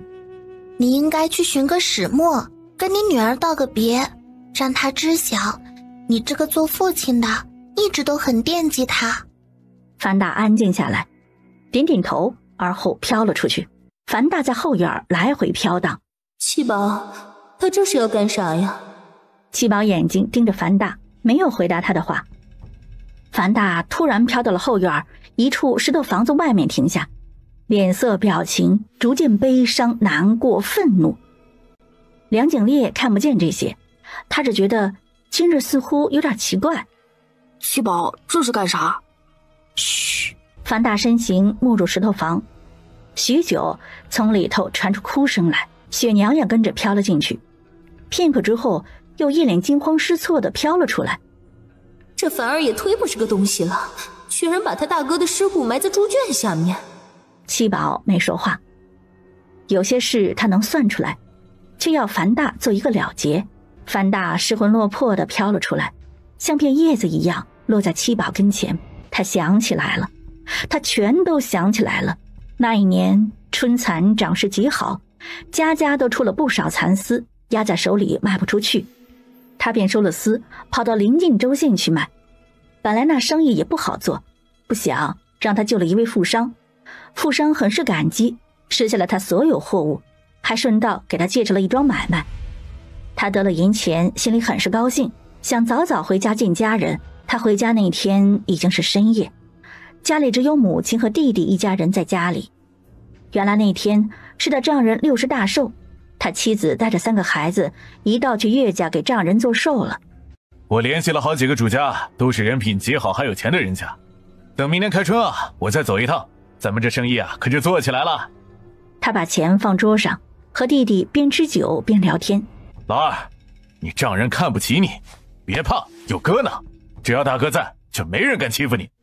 弟弟端着酒杯没说话，灯火下的脸色似乎并不怎么好看，只是他当时没有怎么在意。老大，要不你把城里的铺子先给你弟弟，等你明年挣了钱再去别的地方买好不好啊？娘，你说啥呢？那铺子是生前的营生，给了老二我咋办？你有本事啊，不像你弟弟没你嘴巴会说会来事儿，你给了他，回头你再挣不就是了？不成，我可以带着老二挣钱，可铺子不能给他。娘，我还有儿子呢，我挣下的产业自然是要给我儿子的。老二想挣钱，我带他挣就是了嘛。弟弟突然抬头一笑，不用了大哥，你有的迟早我也会都有，不用你给。好小子，有志气。后来又说了什么，他好像记不清了。隐约间似乎听到弟妹在哭。你个没出息的东西，活该我哥嫂姐妹都看不起你。看看你大哥挣了这些钱，再看看你挣的那几个窝囊钱，人家这金子银子的，银锭子掰个银饺子下来都比你多。哎呀，我真是命苦，怎就嫁了你这么一个窝囊废呀？母亲似乎也在哭。老二啊，你不能这样，他是你哥，是你亲大哥，是你异母同胞的亲大哥呀。弟弟好像也哭了。他是我亲大哥，你有当我是亲儿子吗？哼，从小到大我样样不如他，吃喝穿的都先紧着他，凭啥呢？我是捡来的吗？不，我是个野种，我是个见不得人的野种。他迷迷糊糊想着，谁是野种呢？怎么这头越来越沉，身子越来越重，好像有什么东西把他头和身体给分开了，好疼啊！老二啊，你干下这样大逆不道的事是要遭天谴的。遭天谴？天老爷还没劈死人，你儿子就得叫债主给逼死。斧头哐哐剁开了骨头，血水溅在了樊二的脸上，肌肉都在跟着抖动。这肉呀，到猪食槽里去，把猪圈石挖开，骨头埋下面。老太太，我劝你想开些，你已经没了一个儿子，你不想另外一个儿子也跟着没了吧？樊大呜呜咽咽地哭，梁景烈不明白七宝站在这里干啥，但他莫名地感到一股子阴气凉得渗人。你信我，就去寻你女儿说说话，坏人会得到惩罚，可你不能再添罪孽了。樊慧房里，你来干啥？你放心，我跑不了，也坏不了你的事。王氏没像往常一样骂他，而是僵硬着身子走到了他跟前，伸手就要去摸他的脸。王氏，你别以为我拿你没奈何，信不信我现在就出去，把你和樊二干的那些事情告诉所有亲戚长辈们。哎呦，狗宝，狗宝呀！你这个贱名儿只有他爹才会叫，连他娘都不叫的。哎呦，狗宝，是爹呀，狗宝，爹对不住你，对不住你娘和哥哥们，是爹让你们吃苦了啊！你真是我爹，狗宝，你放心，爹不会让你嫁给老光棍的，爹要弄死他们！说这话时，王氏面目渐渐变得狰狞可怖，樊慧儿却不觉得可怕，她扑进王氏的怀里。爹，你去哪儿了？你晓不晓得，就因为你失踪，娘才会被人害死呀！爹，你为啥会在二嫂身上呀？樊慧儿脑子一激灵，他爹如今在二婶身上，那他爹岂不是也……外头，赵连洲和樊二已经签好了契书，按了手印，等于老板去衙门过了文书，这买卖就算成了。今儿是樊老板家的大喜日子，我们就不多打扰了。祝樊老板……他话没说完，就听院里人一阵惊呼，三人一愣，随即收好了文书，出了堂屋。他爹，这骨头有点硬，要不煮软和些？王氏，你在干啥？你给我滚回房间去！他爹呀，慧儿出嫁，也让他爹送一程，好不？王氏，你哪儿来的这东西？赶紧给我扔掉！他爹，你不认得了吗？这是你大哥呀！众宾客顿时哗然。樊大，他不是在外跑生意吗？这么多年杳无音信，王氏为啥说那是樊大的头骨？樊二的大儿子樊小树正陪人说话，一扭头见他娘拿这个头骨傻笑。娘，你干啥呢？你咋跑去坟地里了？小树呀，你大伯说他在猪圈底下太臭了，让咱们给他换个透气的地儿。贼婆娘，我让你胡说八道！爹，娘累糊涂了，你不能朝他动手啊！樊慧儿从屋里冲出来，扑通跪在众人面前。诸位叔伯婶子，求你们给我们一家子做主，我爹早早就被我二叔给害死了，肉喂给了猪吃，骨头就埋在猪圈石板下面。诸位叔伯，我没疯，你们要是不信，就把猪圈石板撬开，就能看到我爹尸骨了。樊慧儿这话出口，当即吓懵了院里所有人。樊家族老站出来喝道：樊慧儿，你不许胡说！你二叔是咱们看着长大的，与你父亲也是手足情深，如何会去害你爹？二爷爷，你这是怕出了这样的丑事，影响樊氏族人名声吧？你以为这事儿是你们堵住我的嘴，外头人就不会晓得了吗？今日来的不光有我奶的娘家亲戚，还有外人呢。你堵住自家人的嘴，难不成还能堵住外人的嘴？慧儿，我晓得你家人过世，打击太大，你一直接受不了这个事实。可你爹外出一直没回来，这是整个村都晓得的事。你不能因为平日里二叔二婶对你管教严厉些，就故意来败坏我们樊氏族人的名声啊！樊慧儿冷冷看着樊二，每次他一闹，樊二就以樊氏名声威胁，搞得樊家村人个个拿他当疯子，压根儿没人信他。慧儿啊，你二叔待你还要如何？你摸着良心说说，你干啥就非得跟你二叔过不去呢？周围人见老太太难过痛心的可怜模样，有长辈也跟着谴责樊慧儿。慧儿，你爹走的时候你才将10岁，这都过了5年，也是你二叔把你养成大姑娘。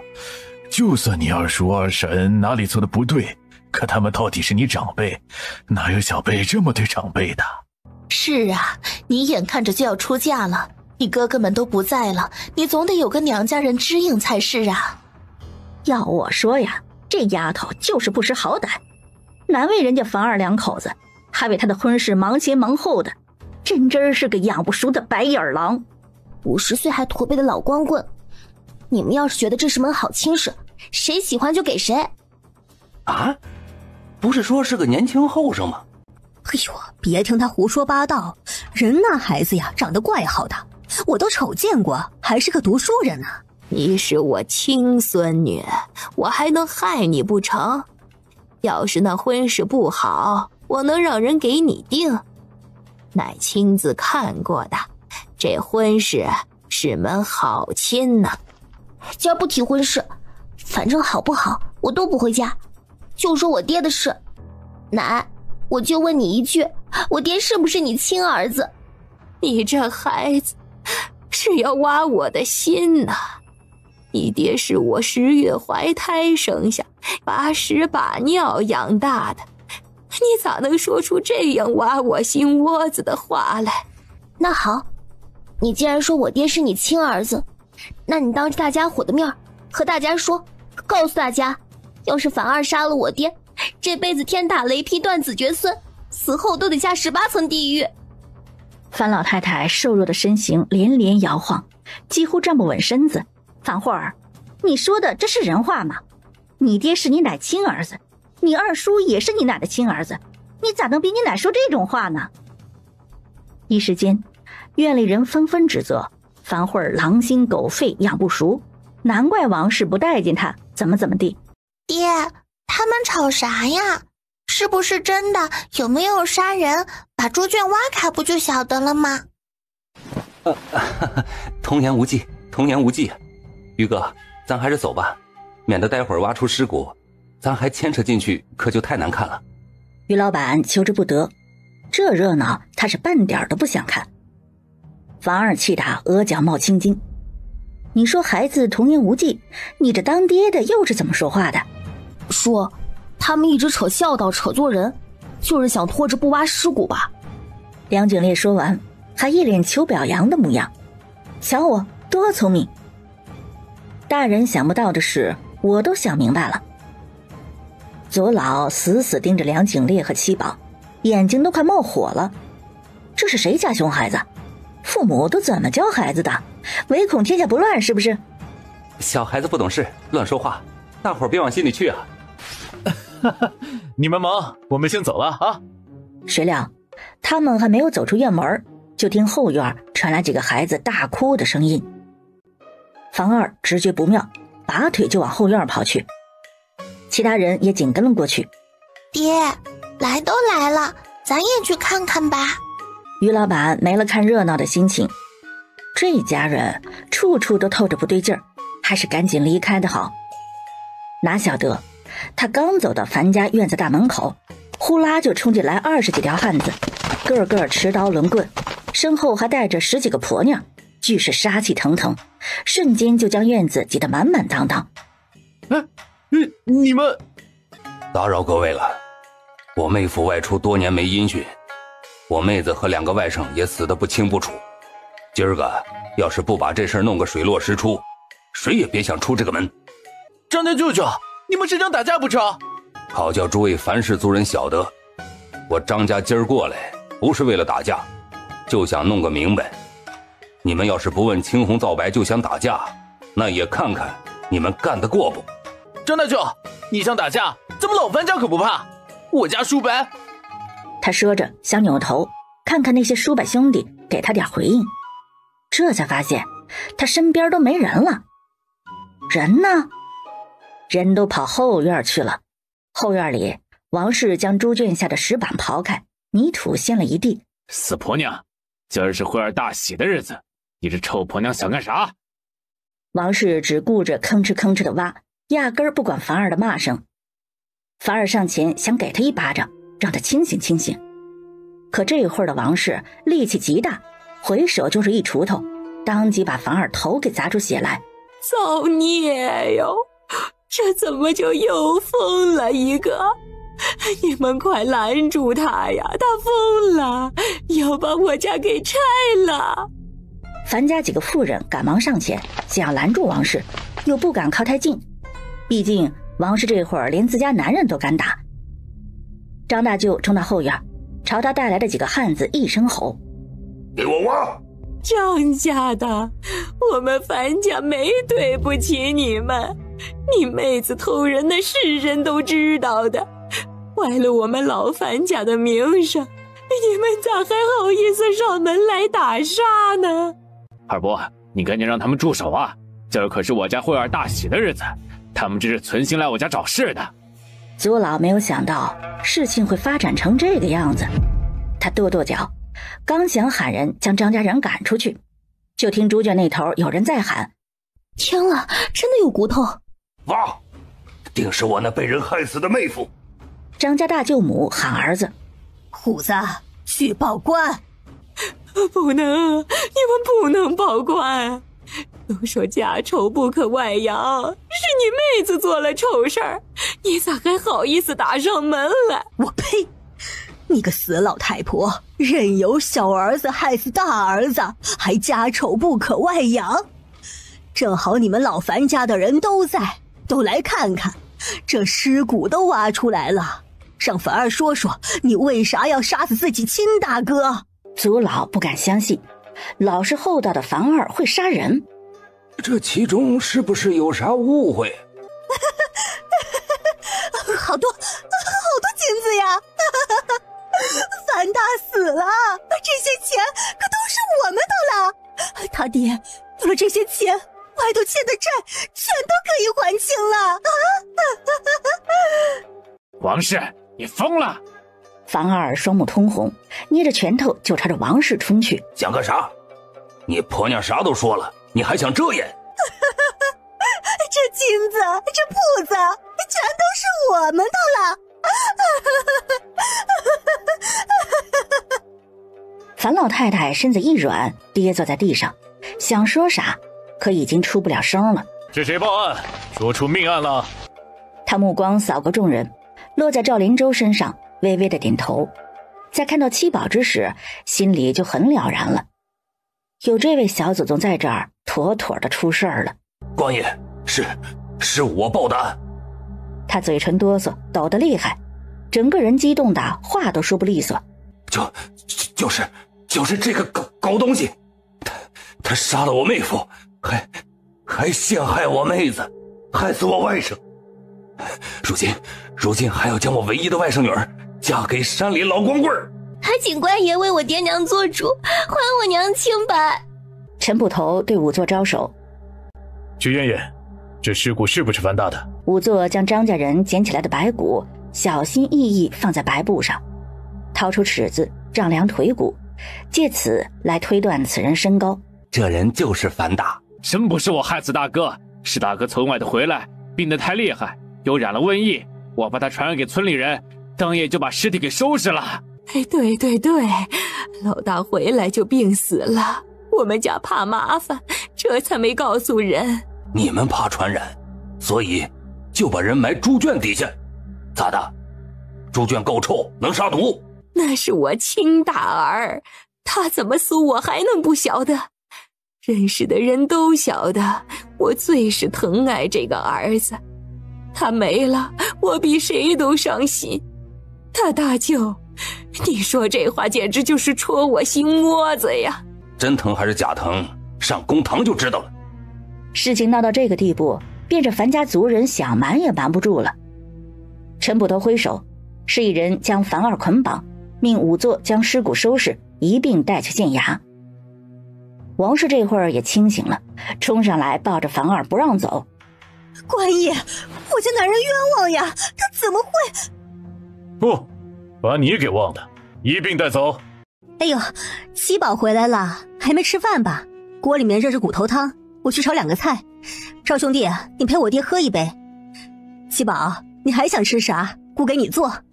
昨个那个蛋黄酥，我可以吃吗？哎，有呢，你等着啊，姑这就给你取去。哎，左三姐，快别忙了，他小孩子家的，想起一出是一出。水莲妹子，你快歇会儿，难得七宝想吃个东西，我这当姑的还能短了他的？于水莲见他眼睛还有些红肿，精神却是极好，脸上喜色藏都藏不住，想必是宋维明有了消息，左三娘才会这么开心。哎呦，七宝啊，今儿个在外头跑老半天了，累不？不累，奶奶，他们家挖出骨头了，衙门都来了呢。啊，咋挖出死人骨头了？于水莲将樊家的事儿讲了一遍。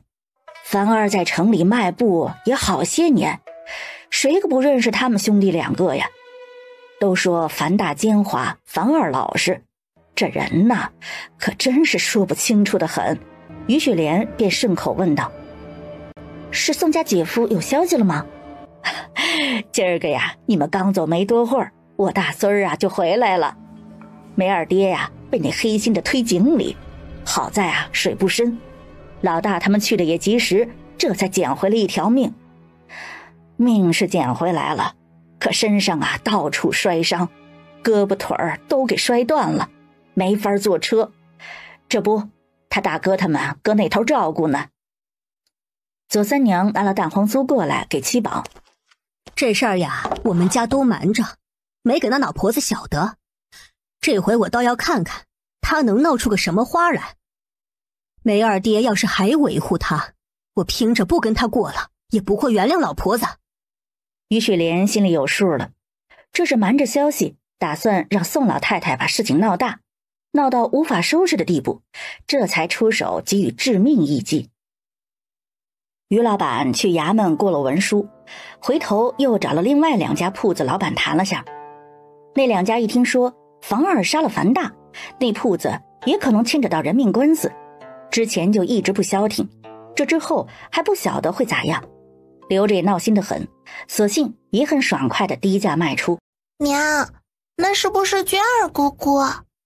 于雪莲一瞧，还真是赵娟儿。哎，他爹，你过去帮帮忙，这是被哪个村的痞子缠上了不成？赵连洲急步上前。你干啥呢？走近了才发现，居然是赵娟的前夫李德安。赵娟见赵连洲一家过来了，一把推开了李德安，躲到了于水莲的身后。李德安看到了赵连洲，心有些发虚。赵娟儿，你闹着要跟我和离，是不是就跟他好上了？我就晓得你个贱人不安分，难怪和离之前他要跑来给你做主，原来你俩早就勾搭在一起，我就说嘛，呸！他话没说完，就被梁景烈扔了一把土过来，刚好砸进了他嘴巴里。该打，谁让你满嘴喷粪，没一句好话。撒泼也不看地儿啊！这可是盘龙村，你当着我的面欺辱我男人，以为我老姨家没人了是不是？赵娟见于雪莲对李德安动手，她胆子也大了，随手捡起一块鹅卵石，朝着李德安砸了过去。李德安，我告诉你，你喜欢戴绿帽子那是你的事，可我这人爱干净，打死不吃回头草。尤其是被野鸡捣鼓的烂根草，你赶紧滚回去吧！以后再敢过来，我见你一次打一次。别以为我是女人好欺负，我打不过你，还有我哥哥和我爹呢。娟儿哥，好样的，对付臭男人就得这样不留情面。赵娟不好意思，她以前因为没生孩子，在李家人面前连个大声话都不敢讲。即便是如今和离了，见到李德安还是本能的害怕。今儿个见水莲妹子都敢朝人动手，她一个有父兄庇护的，咋还不如水莲妹子呢？你才多大呀，啥臭男人不臭男人的？梁景烈赶忙拉拉七宝的小手，表示七宝，我以后不是臭男人。于水莲被两个孩子给逗笑了。赵娟，你这个生不出孩子的女人，又是被人休弃的破烂货，离了我看谁会要你。老娘嫁不嫁得出去也不用你来管，有这闲工夫操心我嫁不嫁人的事，还不如去找找你那小婆娘，说不定人家在外头又给你生了个小儿子呢。贱人，你给我等着，早晚有你好受的。他撂下狠话，一瘸一拐离开了。云大娘拎着一篮子核桃过来，得亏我家这棵树够高够大，没叫水给淹了去。七宝正长个儿呢，听说这玩意儿给娃吃了补脑子，你给七宝当零嘴儿。不要不要，你来就来，带啥东西呢？哎呀，行了，还不快谢谢你云奶奶。多谢云奶奶。谢啥呀？要谢也该奶奶谢你才是。今儿我过来呀，还真有事，想拜托你家七宝。他一个小娃娃，有啥能帮忙的呀？啊，这倒也不是别的事，就是我家娟儿要成亲了，打算到时候呢，让七宝和你家小景去帮忙滚床。要成亲了？咋都没听你们说起过呀？你也晓得，她是走过一处的人了，再嫁跟大姑娘不一样了，没必要弄得太张扬。那家人你也晓得，就是伏虎村靠山脚下的何家。他娘老子托人来说，我和你明叔都觉着，何婆子那人呐，性子好，不苛待儿媳妇儿。何猛呢，又是个能干老实的，不至于像李家那混账干出些乱七八糟的事儿来。原来是救过赵娟的何猛啊，倒是个不错的汉子。哎呀，七宝娘，不瞒你说，经历了你家那档子事儿呀，我才明白你家老太爷当初的决定。以前呢，我死活想不明白，干啥要给你招夫婿。现在我算是看明白了，甭管这家底子好不好，老人宽厚，男人争气才是正经呀。那李德安跑来纠缠娟儿姐，是因为晓得娟儿姐要嫁人了？哼，天杀的，他干了一堆龌龊事，如今遭了报应，还好意思来纠缠我家娟儿。于水莲觉得自己说错话了，赵娟没说河边的事儿，指定是不想让父母晓得这糟心事儿。你晓得他家出啥事儿了不？出啥事儿了？他带回那小婆娘压根不是什么逃难的小媳妇儿，而是城里富商在外的相好，被人家里婆娘晓得了才逃了出来，找了他这么一个窝囊废。那孩子人家找上他图个啥呀？图他家里上有老下没小，刚好生个儿子替他老李家传宗接代。切，那小婆娘就是想给肚子里的娃找个爹掩护呢。那这事儿后来是咋知道的？为啥？还不是发大水把那小婆娘给吓到了，一家人躲上山，她就生喽。哎呦，又是风又是雨的，她还在山上生了个儿子，还就是与刚停那会儿生的。李德安还高兴的跟个二傻子似的，以为他儿子天生异象，是个不寻常的崽。可他老娘是过来人，一看那孩子就觉得不对劲儿。哎，你啥时候跟他有了牵扯的？娘，你问这个干啥？我问你，啥时候跟他睡的？好像是正月初里还是腊月尾来着。你给我仔细想想，到底啥时候跟他有了首尾的？2月啊娘，你快放手，我都当爹了，你这么扯着我耳朵，不是叫人笑话吗？哎呦，你个傻货，也不想想，从2月到如今，这才几个月。娘，这阵子风大雨急的，把柳儿给吓到了。我儿子早产提前出世，有啥好奇怪的？你看看，你仔细瞧瞧，这像是早产的孩子吗？娘，你到底想说啥？柳儿都说了，她怀孩子那天晚上就梦见太阳钻进肚子里，我儿子肯定生下来不平凡，所以他早产，个头大些，有啥好奇怪的？再说了，人柳氏的世叔送了那么些补品，全都进了柳氏肚子，这都养不好胎，要咋样才能养好？哎，你个憨货，看看他哪点像咱老李家的人？咋不像了？柳儿都说这娃鼻子眼睛都像我的很。他老娘气得不想说话了，要把小妖精赶走，偏偏儿子不乐意。德安，咱带小宝去城里给我叔瞧瞧呗。李德安不意外这事儿，他都想好了，要带儿子去找柳氏的叔叔，挣那给小孩的满月喜钱。果然，柳儿的叔叔见着孩子，高兴的嘴都合不拢，当即要留他们住下，说过几日还要去寺里还愿。李德安在柳儿叔叔家住了3日，到第3天，一伙子人冲进来，揪着他脖领子就让他给钱。李德安还一脸莫名，这都咋回事呢？你既然是他奸夫，就肯定晓得他人在哪儿。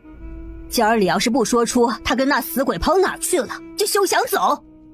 李德安挨了一顿打，这才弄明白是怎么回事。眼前这个膀大腰圆的妇人，竟是柳儿叔叔的媳妇儿。我呸！还叔叔，那个老东西不要脸，在外头找了个小的，不敢叫老娘小的，这才养在了你家里。哼，如今生了儿子，竟敢偷了老娘银钱，带着那个小贱人和野种跑了。你胡说八道啥呢？那是我儿子，是我老李家的种。妇人看他就跟看蠢驴一般，见过傻的，没见过你这么傻的，上赶着替人养姘头儿子，还养出感情来了。妇人将他又打又骂，见他确实不晓得那2人跑到哪儿去了，这才气咻咻地带人离开。李德安从地上爬起来，忍着浑身疼痛，踉踉跄跄地在院子里找了一圈，发现院里空空荡荡，干净的可怕。他便是再傻也能明白过来，这就是2人暂时落脚的地方。他浑浑噩噩地走出了院子。哎呦，看呐，那就是帮你奸夫淫妇打掩护的绿帽傻蛋儿。哼，长这丑逼样，还以为人家会对他一见钟情，画本子看多了吧？看画本子？兄弟，你眼神不好啊，这一看就是个乡巴佬，画本子他看得懂吗？李德安捂脸躲着众人，在纷纷议论的人群中拼凑出了事情的真相。那老东西早年靠岳家发家，生了几个姑娘没儿子，想要儿子又不敢说那小的话，这才背地里跟柳氏勾搭在了一处。怕家中的母老虎发现，想出了这么个损招。如今儿子得了，老东西便偷了婆娘的钱，带着柳氏一起跑了。事情闹得太厉害，搞得附近几个村子都晓得，这一传十，十传百的，李家村也晓得了。被人笑话的李德安悔不当初，厚着脸皮来找赵娟。于五郎听到这事后很是不开心，我哪里不比小景好看了？咋找他不找我？于四郎安慰他，你俩都一样好看，这次找他肯定是云奶奶觉得他可怜，才会想着让他做滚床童子的。做滚床童子童女可不是白做的，还有红包和喜糖拿。于五郎这才释怀，小景，我不跟你争，你去吧，可以拿回的糖要分我2颗，都给你。他又不怎么喜欢吃糖，可心里因为这事儿还是有些忐忑，悄悄地跑去问七宝，都说我是个晦气的，云奶奶回头会不会后悔啊？谁说的？谁说你晦气了？云大娘跟你不熟，可她都喜欢你，还有村里叔伯婶子，我爷爷爹娘哥哥他们都很喜欢你。说你晦气的，一定是因为不喜欢你，才会故意这样说你的。梁景烈眼圈有些发红，真不是因为我讨厌，大脸呐，咋好意思还回来找赵军？可不是嘛，合着这满天下就剩他一个男人了，生他一个咱也不要，好马不吃回头草，还是烂根的草。于雪莲尴尬不已，咋人说过的话又叫闺女给学了去？那女人生的不是李德安的种，那这么多年未必是赵娟妹子的缘故啊。我也这么想过，可她到底没生，咱也说不起那话。所以这回呢，就简简单单的办一下算了。要是将来有了孩子，再大办满月酒得了。不管男娃女娃，我就希望能生个小七宝这样白白净净的漂亮孩子。七宝笑得很甜，他也觉得自己很漂亮。大娘，七宝去滚床我是没意见的，可你也知道，人家滚床金童玉女都是要那种家里福气深厚的，我家这实在是……我就觉得呀，咱七宝最福气。还有小景，我就没见过那么俊的男娃，哎呦，这一对儿呀都俊得很，我就喜欢这样漂亮好看的。傻孩子，选择怎样的爹娘，怎样的出生，又不是你能决定的，都是他们自己做错了事儿，又不肯承认自己的错误，才会把所有的怨气都怪到你一个小孩子身上。因为只有小孩子才是最好欺负的。梁景烈听着软软糯糯的童音，心里没有半分柔软，反而激起无限仇恨。哼，七宝说的没错，小孩子最好欺负，所以林父子一家敢欺负他，祖母父亲可以这般明目张胆抛弃他。他要长高长大，变成超级厉害的人，叫谁也不敢欺负他。七宝见他神色变幻，还以为他想通了。放心吧，以后没人敢欺负你，我会保护你的哟。梁景烈鼻子一酸，眼泪啪嗒啪嗒就掉了下来。讨厌，他一个男孩子怎么会要一个女孩子来保护？晚上，村长来找赵连洲。七宝爹，那些匪贼也折腾的差不多了，你也该把人送走了吧？是该送走了，回头我跟爹商量一下，看看还有没有哪儿活没干完的，一并给收拾了，就把人给送走。村长忍不住嘴角抽抽，你还想把人当驴使唤到啥时候啊？这15个匪贼这阵子过得简直是水深火热，天没亮就被人赶去地里犁地，把余家所有田地深耕一遍，连背阴山沟里那点子小坡地都没有放过。晚上回去还得各种洗刷打扫劈柴火，于老头那个抠门狠心的啥时候歇着他们才敢歇。所有田地种上了白菜菠菜萝卜等冬季作物，贼匪头子朱老大看着自己皲裂满是血口子的手掌欲哭无泪。他打家劫舍不干一样好事，咋就落到这地步了？这还没完，家里的鸡圈牛棚全都翻新了一遍，就连被洪水冲破口子的院墙也全都是搬了石头回来，重新砌打更牢固了。做完这些，赵连洲又从矿山拉了废渣回来，从村子到官道的路拓宽撒上矿渣，如此就是下雨也不怕道路太过泥泞没法走了。你问他们为啥不跑？哼，又不是没人跑过，刚跑到山头就碰到那红衣女鬼吊在枝头，问是不是来娶她回家的。吓得逃跑之人又屁滚尿流地跑了回去。当朱老大一群人看见过来提审他们去县衙的陈捕头时，简直像是看见了亲娘老舅般。我杀过人放过火，还霍霍过大姑娘，柴大哥，你帮我带走吧。陈捕头在衙门办差10几年，可从没有见过这样的。你是朱大志？正是小的，官爷，小的早就想投案子手了，但是这村里人拦着不让小的去啊。陈捕头震惊不已，这朱大志可不是一般人，这是个杀人如麻的悍匪。他曾经因为调戏一个小媳妇儿，被人家家里男人打了一拳，回头报复灭了人家满门一家5口。还不说其他杀人放火之事，简直就是恶贯满盈，罪恶滔天。要不然衙门怎么会贴出悬赏告示呢？他们抓了5年都没有抓到的人，就这么出现在眼前，还一脸求你快抓吧，我想坐牢的奇怪模样。陈捕头觉得是不是今儿个日头太毒，把他脑子给晒懵了。赵兄弟，这人咋在你们村？哎，说来话长啊。暴雨过后，这大哥无意中流落到咱们村，村里人好心给了几个饼，之后他感激咱村里人，死活不肯走，非要帮大伙修桥补路，拦都拦不住啊。是呢，他们可好了，咱村的河坝还有那桥那路都是他们给修的。要不是咱们粮食不够吃啊，我都想留他们当孙子了。可不是，我家明年准备盖房子，得亏了他们，把地基石料和木料都给备齐了。陈捕头惊得张大嘴巴，就这悍匪还成了村民口中的好人了，这怎么听着有点太过荒诞的感觉呢？赵兄弟，要不你跟我去一趟城里？我去干啥呀？樊家那事儿结案了，但是樊大那闺女说是要见你。不，她其实是想见你家七宝。赵连洲心道，怕是樊大有大事要托付七宝。刚回来的于老头放下锄头，走，我跟你一道去城里，顺道把那头事儿给了了。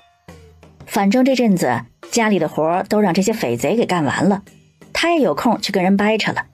樊慧儿见到了七宝，就给他下跪。不可，你这般作态，回头让人瞧见，都不知要怎么想了。赵叔，我爹想请你们一道去铺子里。去铺子里？赵连洲带着七宝进了铺子。你爹是在这里留了啥东西给你？樊慧儿指着那棵老桃树。我爹说，这下面的东西挖出来都归你。小仙子，这树下埋的金子足足有100两之多，我都交给你，还望你们家往后帮我照看一下我那可怜的女儿。樊大站在七宝身边，魁梧的身形已经变得有些透明了。你家又不是没人，你干啥要托付给我们家呢？经此一事，樊氏族人固然憎恨我二弟，却也不会待见我女儿。我如今是谁都信不过，就信得过小仙子。两人说话的空当，于老头和赵连洲、翁婿俩已经将桃树下的桃罐给挖了出来，揭开了上头的泥封。赵连洲伸手一摸，果然摸出了一块黄灿灿的小金条。这是你背着你媳妇藏的私房钱？我与我媳妇感情极好，家里银钱都是她掌管，又何必背着她藏私房钱？那这是……樊慧儿抽泣着替樊大回道：二婶娘家兄弟不争气，他逼着我二叔给他拿钱，我二叔不肯，他就拿我二叔的身世来要挟。赵连洲和于老头对视一眼，委实不想听这个关于人家家里的阴私啊。没啥好遮掩的，如今满城里都晓得了，我二叔是我奶当年闹饥荒之时去别人家讨要吃的，被人脏了身子留下的孽债。这件事情我爷爷也晓得，但他知道我奶无辜不义，只怨自己没本事，他临死前还叮嘱我爹要善待我二叔。那家人后来搬亲去了外地，没人再晓得之前的事儿。樊老太太因为樊儿的身世，看他总会想起当年之事，不免就对他多了几分厌恶。总归是自己身上落下的肉，厌恶打骂之后，他又会难受，觉得不该这么对自己亲儿子。这种愧疚随着樊儿年龄增长，在樊老太太身边尽孝道，懂事听话还老实，就变得越来越厉害。尤其是兄弟两个成了家，樊大不着调的时候，樊老太太就对这个二儿子更加愧疚了，觉得自己亏欠老二太多，就想要补偿。那日樊大归家，恰巧就是王氏的弟弟欠了一屁股赌债，王氏为了给弟弟还赌债，居然丧心病狂，将自己亲儿女都给抵在了赌场。赌场的人放了话，要是次日不能付出这笔钱，就要把他儿子闺女都拉出去卖了。樊二便借着酒劲儿和樊大提起将中街铺子给自己应急之事，没想到一向待弟弟亲厚的樊大居然一口拒绝了，还直言那是留给他儿子的，借钱他可以借，但这个铺子是不能给的。哼，看看，这就是你所谓的好大哥、亲大哥，你这个做弟弟的，在他心里永远没儿女重要。樊二，你自己掂量掂量，是要媳妇儿女，还是要你大哥？你自己想想吧。素来老实巴交的樊二，在王氏的撺掇下，长久以来压抑在心底的怨气终于爆发了。他以为我啥都没为他准备，却不晓得这坛金子就是我为他留的最后保障。王氏刻薄小气，一门心思补贴娘家，这样的女人就是败家的祸根。我一直劝他将王氏休弃，骗他说王氏为他生养了几个儿女，不能对不住王氏。他说我不念兄弟，只疼自己儿女，却不想他自己为了那个女人害我这个大哥。赵连洲与于老头听完了樊慧的讲述，一时唏嘘不已。这棵桃树也是兄弟两个年幼之时一起埋下的。那时候樊大就许了愿，将来要在这树下藏一坛子金子给弟弟。他说的是真的，可樊二从未信过他的话。如今他害了我妻儿，还要把我唯一的女儿嫁给山里老光棍，这兄弟感情早已散了个干净。我把金子给你们家，就是希望你们家能照顾我女儿，将来替她寻个合适的好婆家。赵连洲听不到樊大说的话，倒是听明白了樊慧的意思。他把金子倒出来，当着樊慧的面清点了一遍，最后取出2块金条。你爹这事儿你心里也该明白，是我们家帮忙才会沉冤昭雪。这2块金子算是给我们家的报酬，其他的还是你的。你若不便，可以暂时寄存在我家，你啥时候要都可以来取，但收留你这事儿吧，真的不方便。樊慧哭得稀里哗啦。我就晓得你家里人都是好心人，亲兄弟捡着钱都能害人，你家人居然还能见财帛不动心。小贱子，我这就要走了，别人我也信不过，求你好人做到底，送佛送到西，帮我这一回吧。可我也不能替人家养孩子呀。那头樊慧跪下道：说，求您收下我吧，我爹说了，你们家的人都是好人，你要是不收留我，我就没地儿去了。赵连洲和于老头面面相觑，不晓得要如何安置樊慧。左三娘给了个解决法子：让他跟着我们家吧，刚好我家要在县城里开个脂坊，他留下做工，若是有了合适的人，一起商量着给他寻个夫家。樊大解决了女儿的事儿，告别七宝，去见他弟弟樊二最后一面。坐在牢房里等着秋后处斩的樊二，见樊大突然从牢房里显出形的时候，吓得哭爹喊娘，吱哇乱叫。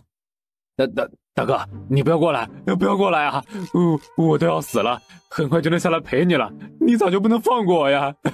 你还想咋样啊？我都要死了，媳妇也要死了，家里孩子没人管着，你还觉得不够吗？不够！你如今知道心疼媳妇孩子，你大嫂被人进猪笼的时候，你怎就没想过？你大嫂对你不好吗？啊！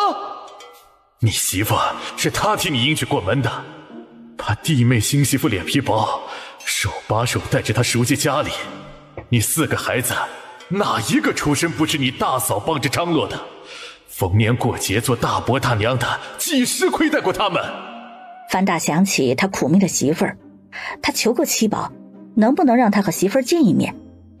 七宝告诉他，各有各的缘法，若是他心中真的惦记媳妇儿，来世还会再做夫妻的。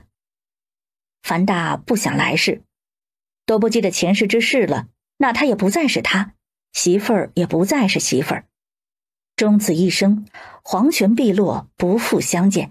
我晓得你舍不得王氏，就瞒着你大嫂在那桃树下埋了100两金，就是为了将来给你救急。没想到啊，你到底是媳妇大过兄长。罢了，这辈子兄弟缘分也就这样了。你即使藏了金子，又是给我的，为啥不告诉我？你晓得又如何？你那小舅子就是烂赌鬼，金山银海也不够他拜的。老二啊，不会原谅你的。你对我没有兄弟情分也就罢了，我死了，你说心里难过，转头和王氏一起害死我妻儿，这仇恨，我过了奈何桥都不会忘的。对不住啊，大哥，我自从晓得自己是野种后，就一直担心你不待见我，才会一步错步步错，犯下那些不可饶恕的罪行。对不住啊，大哥。不用跟我说对不起，我从前便说过你是我亲弟弟，可我妻儿也是亲的，我妻儿都得不到善终，你妻儿也别想善终。王氏会代替慧儿嫁给那山里老光棍。至于你的儿女，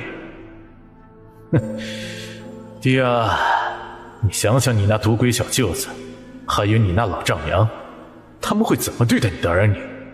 你等着看嘞，我会瞧见他们落报应的。这樊大虽说年轻时候混了一些，说来也算是个好人，待媳妇儿女都没得话说，哪晓得摊上这么一个糊涂弟弟，也真是倒霉催的。西宝没有理会雪娘，他正托腮听左老太太骂人呢。一把年纪了，脑子还拎不清，也不晓得他死之后是宋家子孙替他摔盆打翻，还是赵家人抬着他上山，一门心思的贴补娘家人。左奶奶，你先喝水。一旁过来劝人的老太太也跟着附和：老嫂子，你先喝水，别为了这事儿呀再气坏了自个儿身子，不值得。左老太太喝了口水，心里的那股子邪火算是灭了一些。老嫂子，虽说赵家老妹子这事儿嘛是做的不地道，可不管咋的，那梅二爹也是他亲儿子，对不对？这亲儿子回来了，不回自己家，偏住在岳母家里。哎呦，这要是传出去呀，叫人听了不得笑死个人。阿奶，你这话说的可就不对了，笑死人那也是笑宋家奶奶才对，关左奶奶和宋姑父啥事儿啊？那老太太是当初替宋左两家保媒的，是宋家老太太的表姐，也是左家出五福的本家，论亲戚该是左老太太隔了好几房的堂弟妹。这打哪来的小娃子？大人说话有你啥事儿呀？秋儿，过来把这个小女娃给抱走。不用，这是老头子的学生，是我们家难得的贵客，轮不到人来赶。老嫂子，都说宁拆10座庙，不破一门婚。你家三娘这么多年没给人家老宋家生个儿子，宋家老妹子不也没说啥吗？这做人呐，不能太过分哦，你也就见好就收吧，别让女婿夹在中间，两头为难。这事儿呀闹大了，两家面上都不好看，你说是这个理儿不？老二家的，你婶子客气不留咱家吃饭，就别做他的饭了。老嫂子嫌我烦，直说就是，何苦这样打人脸子？你今儿不听我的，回头闹得没法收拾，我倒要看看你家三娘呀咋个收场。我都听明白了，那个奶奶咋还说你不直说？她是不是耳背，听不大清楚话呀？可不是嘛，耳背还遭人厌的老婆子。左老太太逗着孩子，转头跟左三娘说话却没那么轻松了。你六婶子说话难听，可有一句话他说的在理。说1000道1万，那也是宋维明他亲娘，总不能就这么拖着不管了。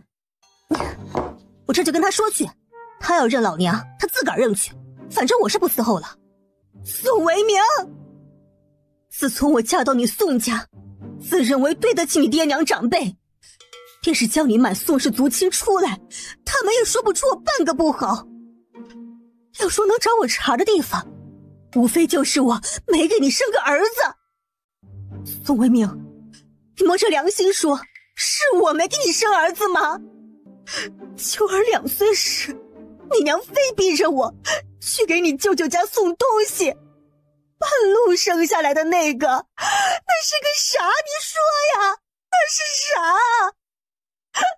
那是我儿子呀！我走半道就掉在地上，都能伸胳膊动腿的哇哇哭了。我一个人抱着不懂事的秋儿，坐在地上，我起都起不来，就那么干瞪眼，瞧着那孩子在我眼前咽了气呀！宋维明，你他娘早好意思说我没给你老宋家生儿子呀！你以前有个弟弟，这事儿你记得不？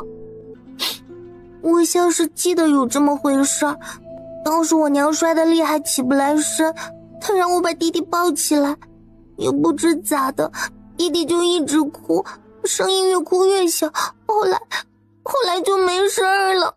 不哭不哭啊，你以后还会有弟弟的。我真的会有弟弟吗？会有的，还不止一个。宋梅儿扭头就往爹的房间冲去。娘，你别哭了，七宝说我会有弟弟。她说完又猛地关上门，脸涨红跑了出去。梅儿姐姐这是咋的了？你还不放手？都这把年纪了，还是闺女看见，像啥话呢？三娘，是我对不住你们娘俩，你放心，这以后我定然不会再叫你吃苦了。你哪回不是这么说的？这一次是真的不会了。他娘明晓得他表哥是啥样的人，还故意透露他的消息，存心就是想要他的命。大舅哥他们费了老大力气才将他给救回来，自己亲娘过来看他第一句话却是：儿啊，你别怪你表哥，他也想挣钱，想让你舅舅他们日子过得好一些，这才走了岔路。你放心，娘都说过你表哥了，以后啊，他再不会害你了。满身是伤的苏维明话都不想跟老娘说。哎，你这啥意思啊？是不是你媳妇儿跟岳母在你跟前说啥了？这枕头风一吹，你就连亲老娘的话都信不过了？信，我咋会不信自己亲娘呢？毕竟还要靠我这个儿子来给你养老送终不是？靠你？光听婆娘话的男人耳朵都是爬的，指望你还不如指望你表哥实在。对这个亲老娘他是彻底失望了。左家书房里，真想好了，虽不是万全之计，也未必能伤他们根本，但能叫他们知道疼也挺好，省得以为我们家好欺负，时不时都想扑过来咬2口。没错，他们欺人太甚，如今该是我们反击了。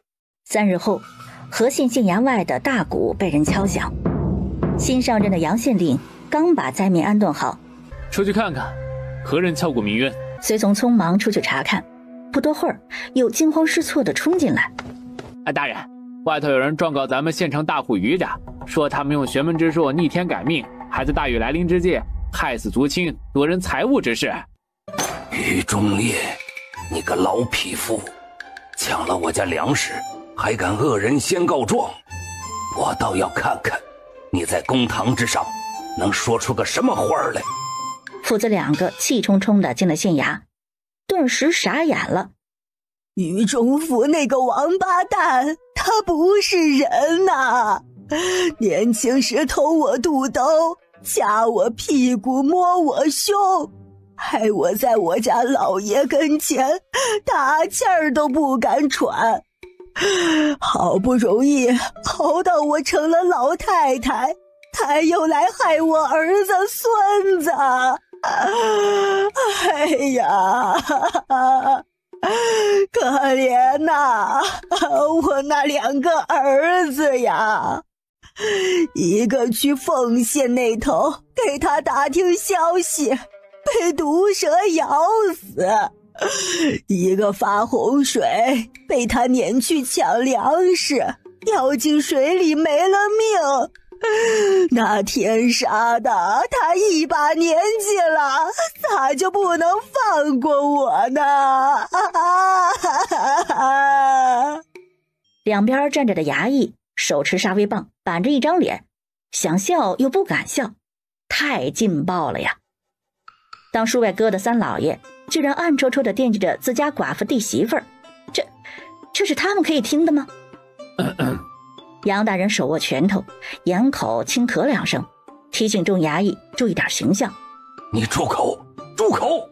四婶，你说话过过脑子，不要张口就胡说八道。我呸！你个小畜生，从前拿我儿子孙子威胁我，如今我家啥都没了，你还能拿啥来威胁我？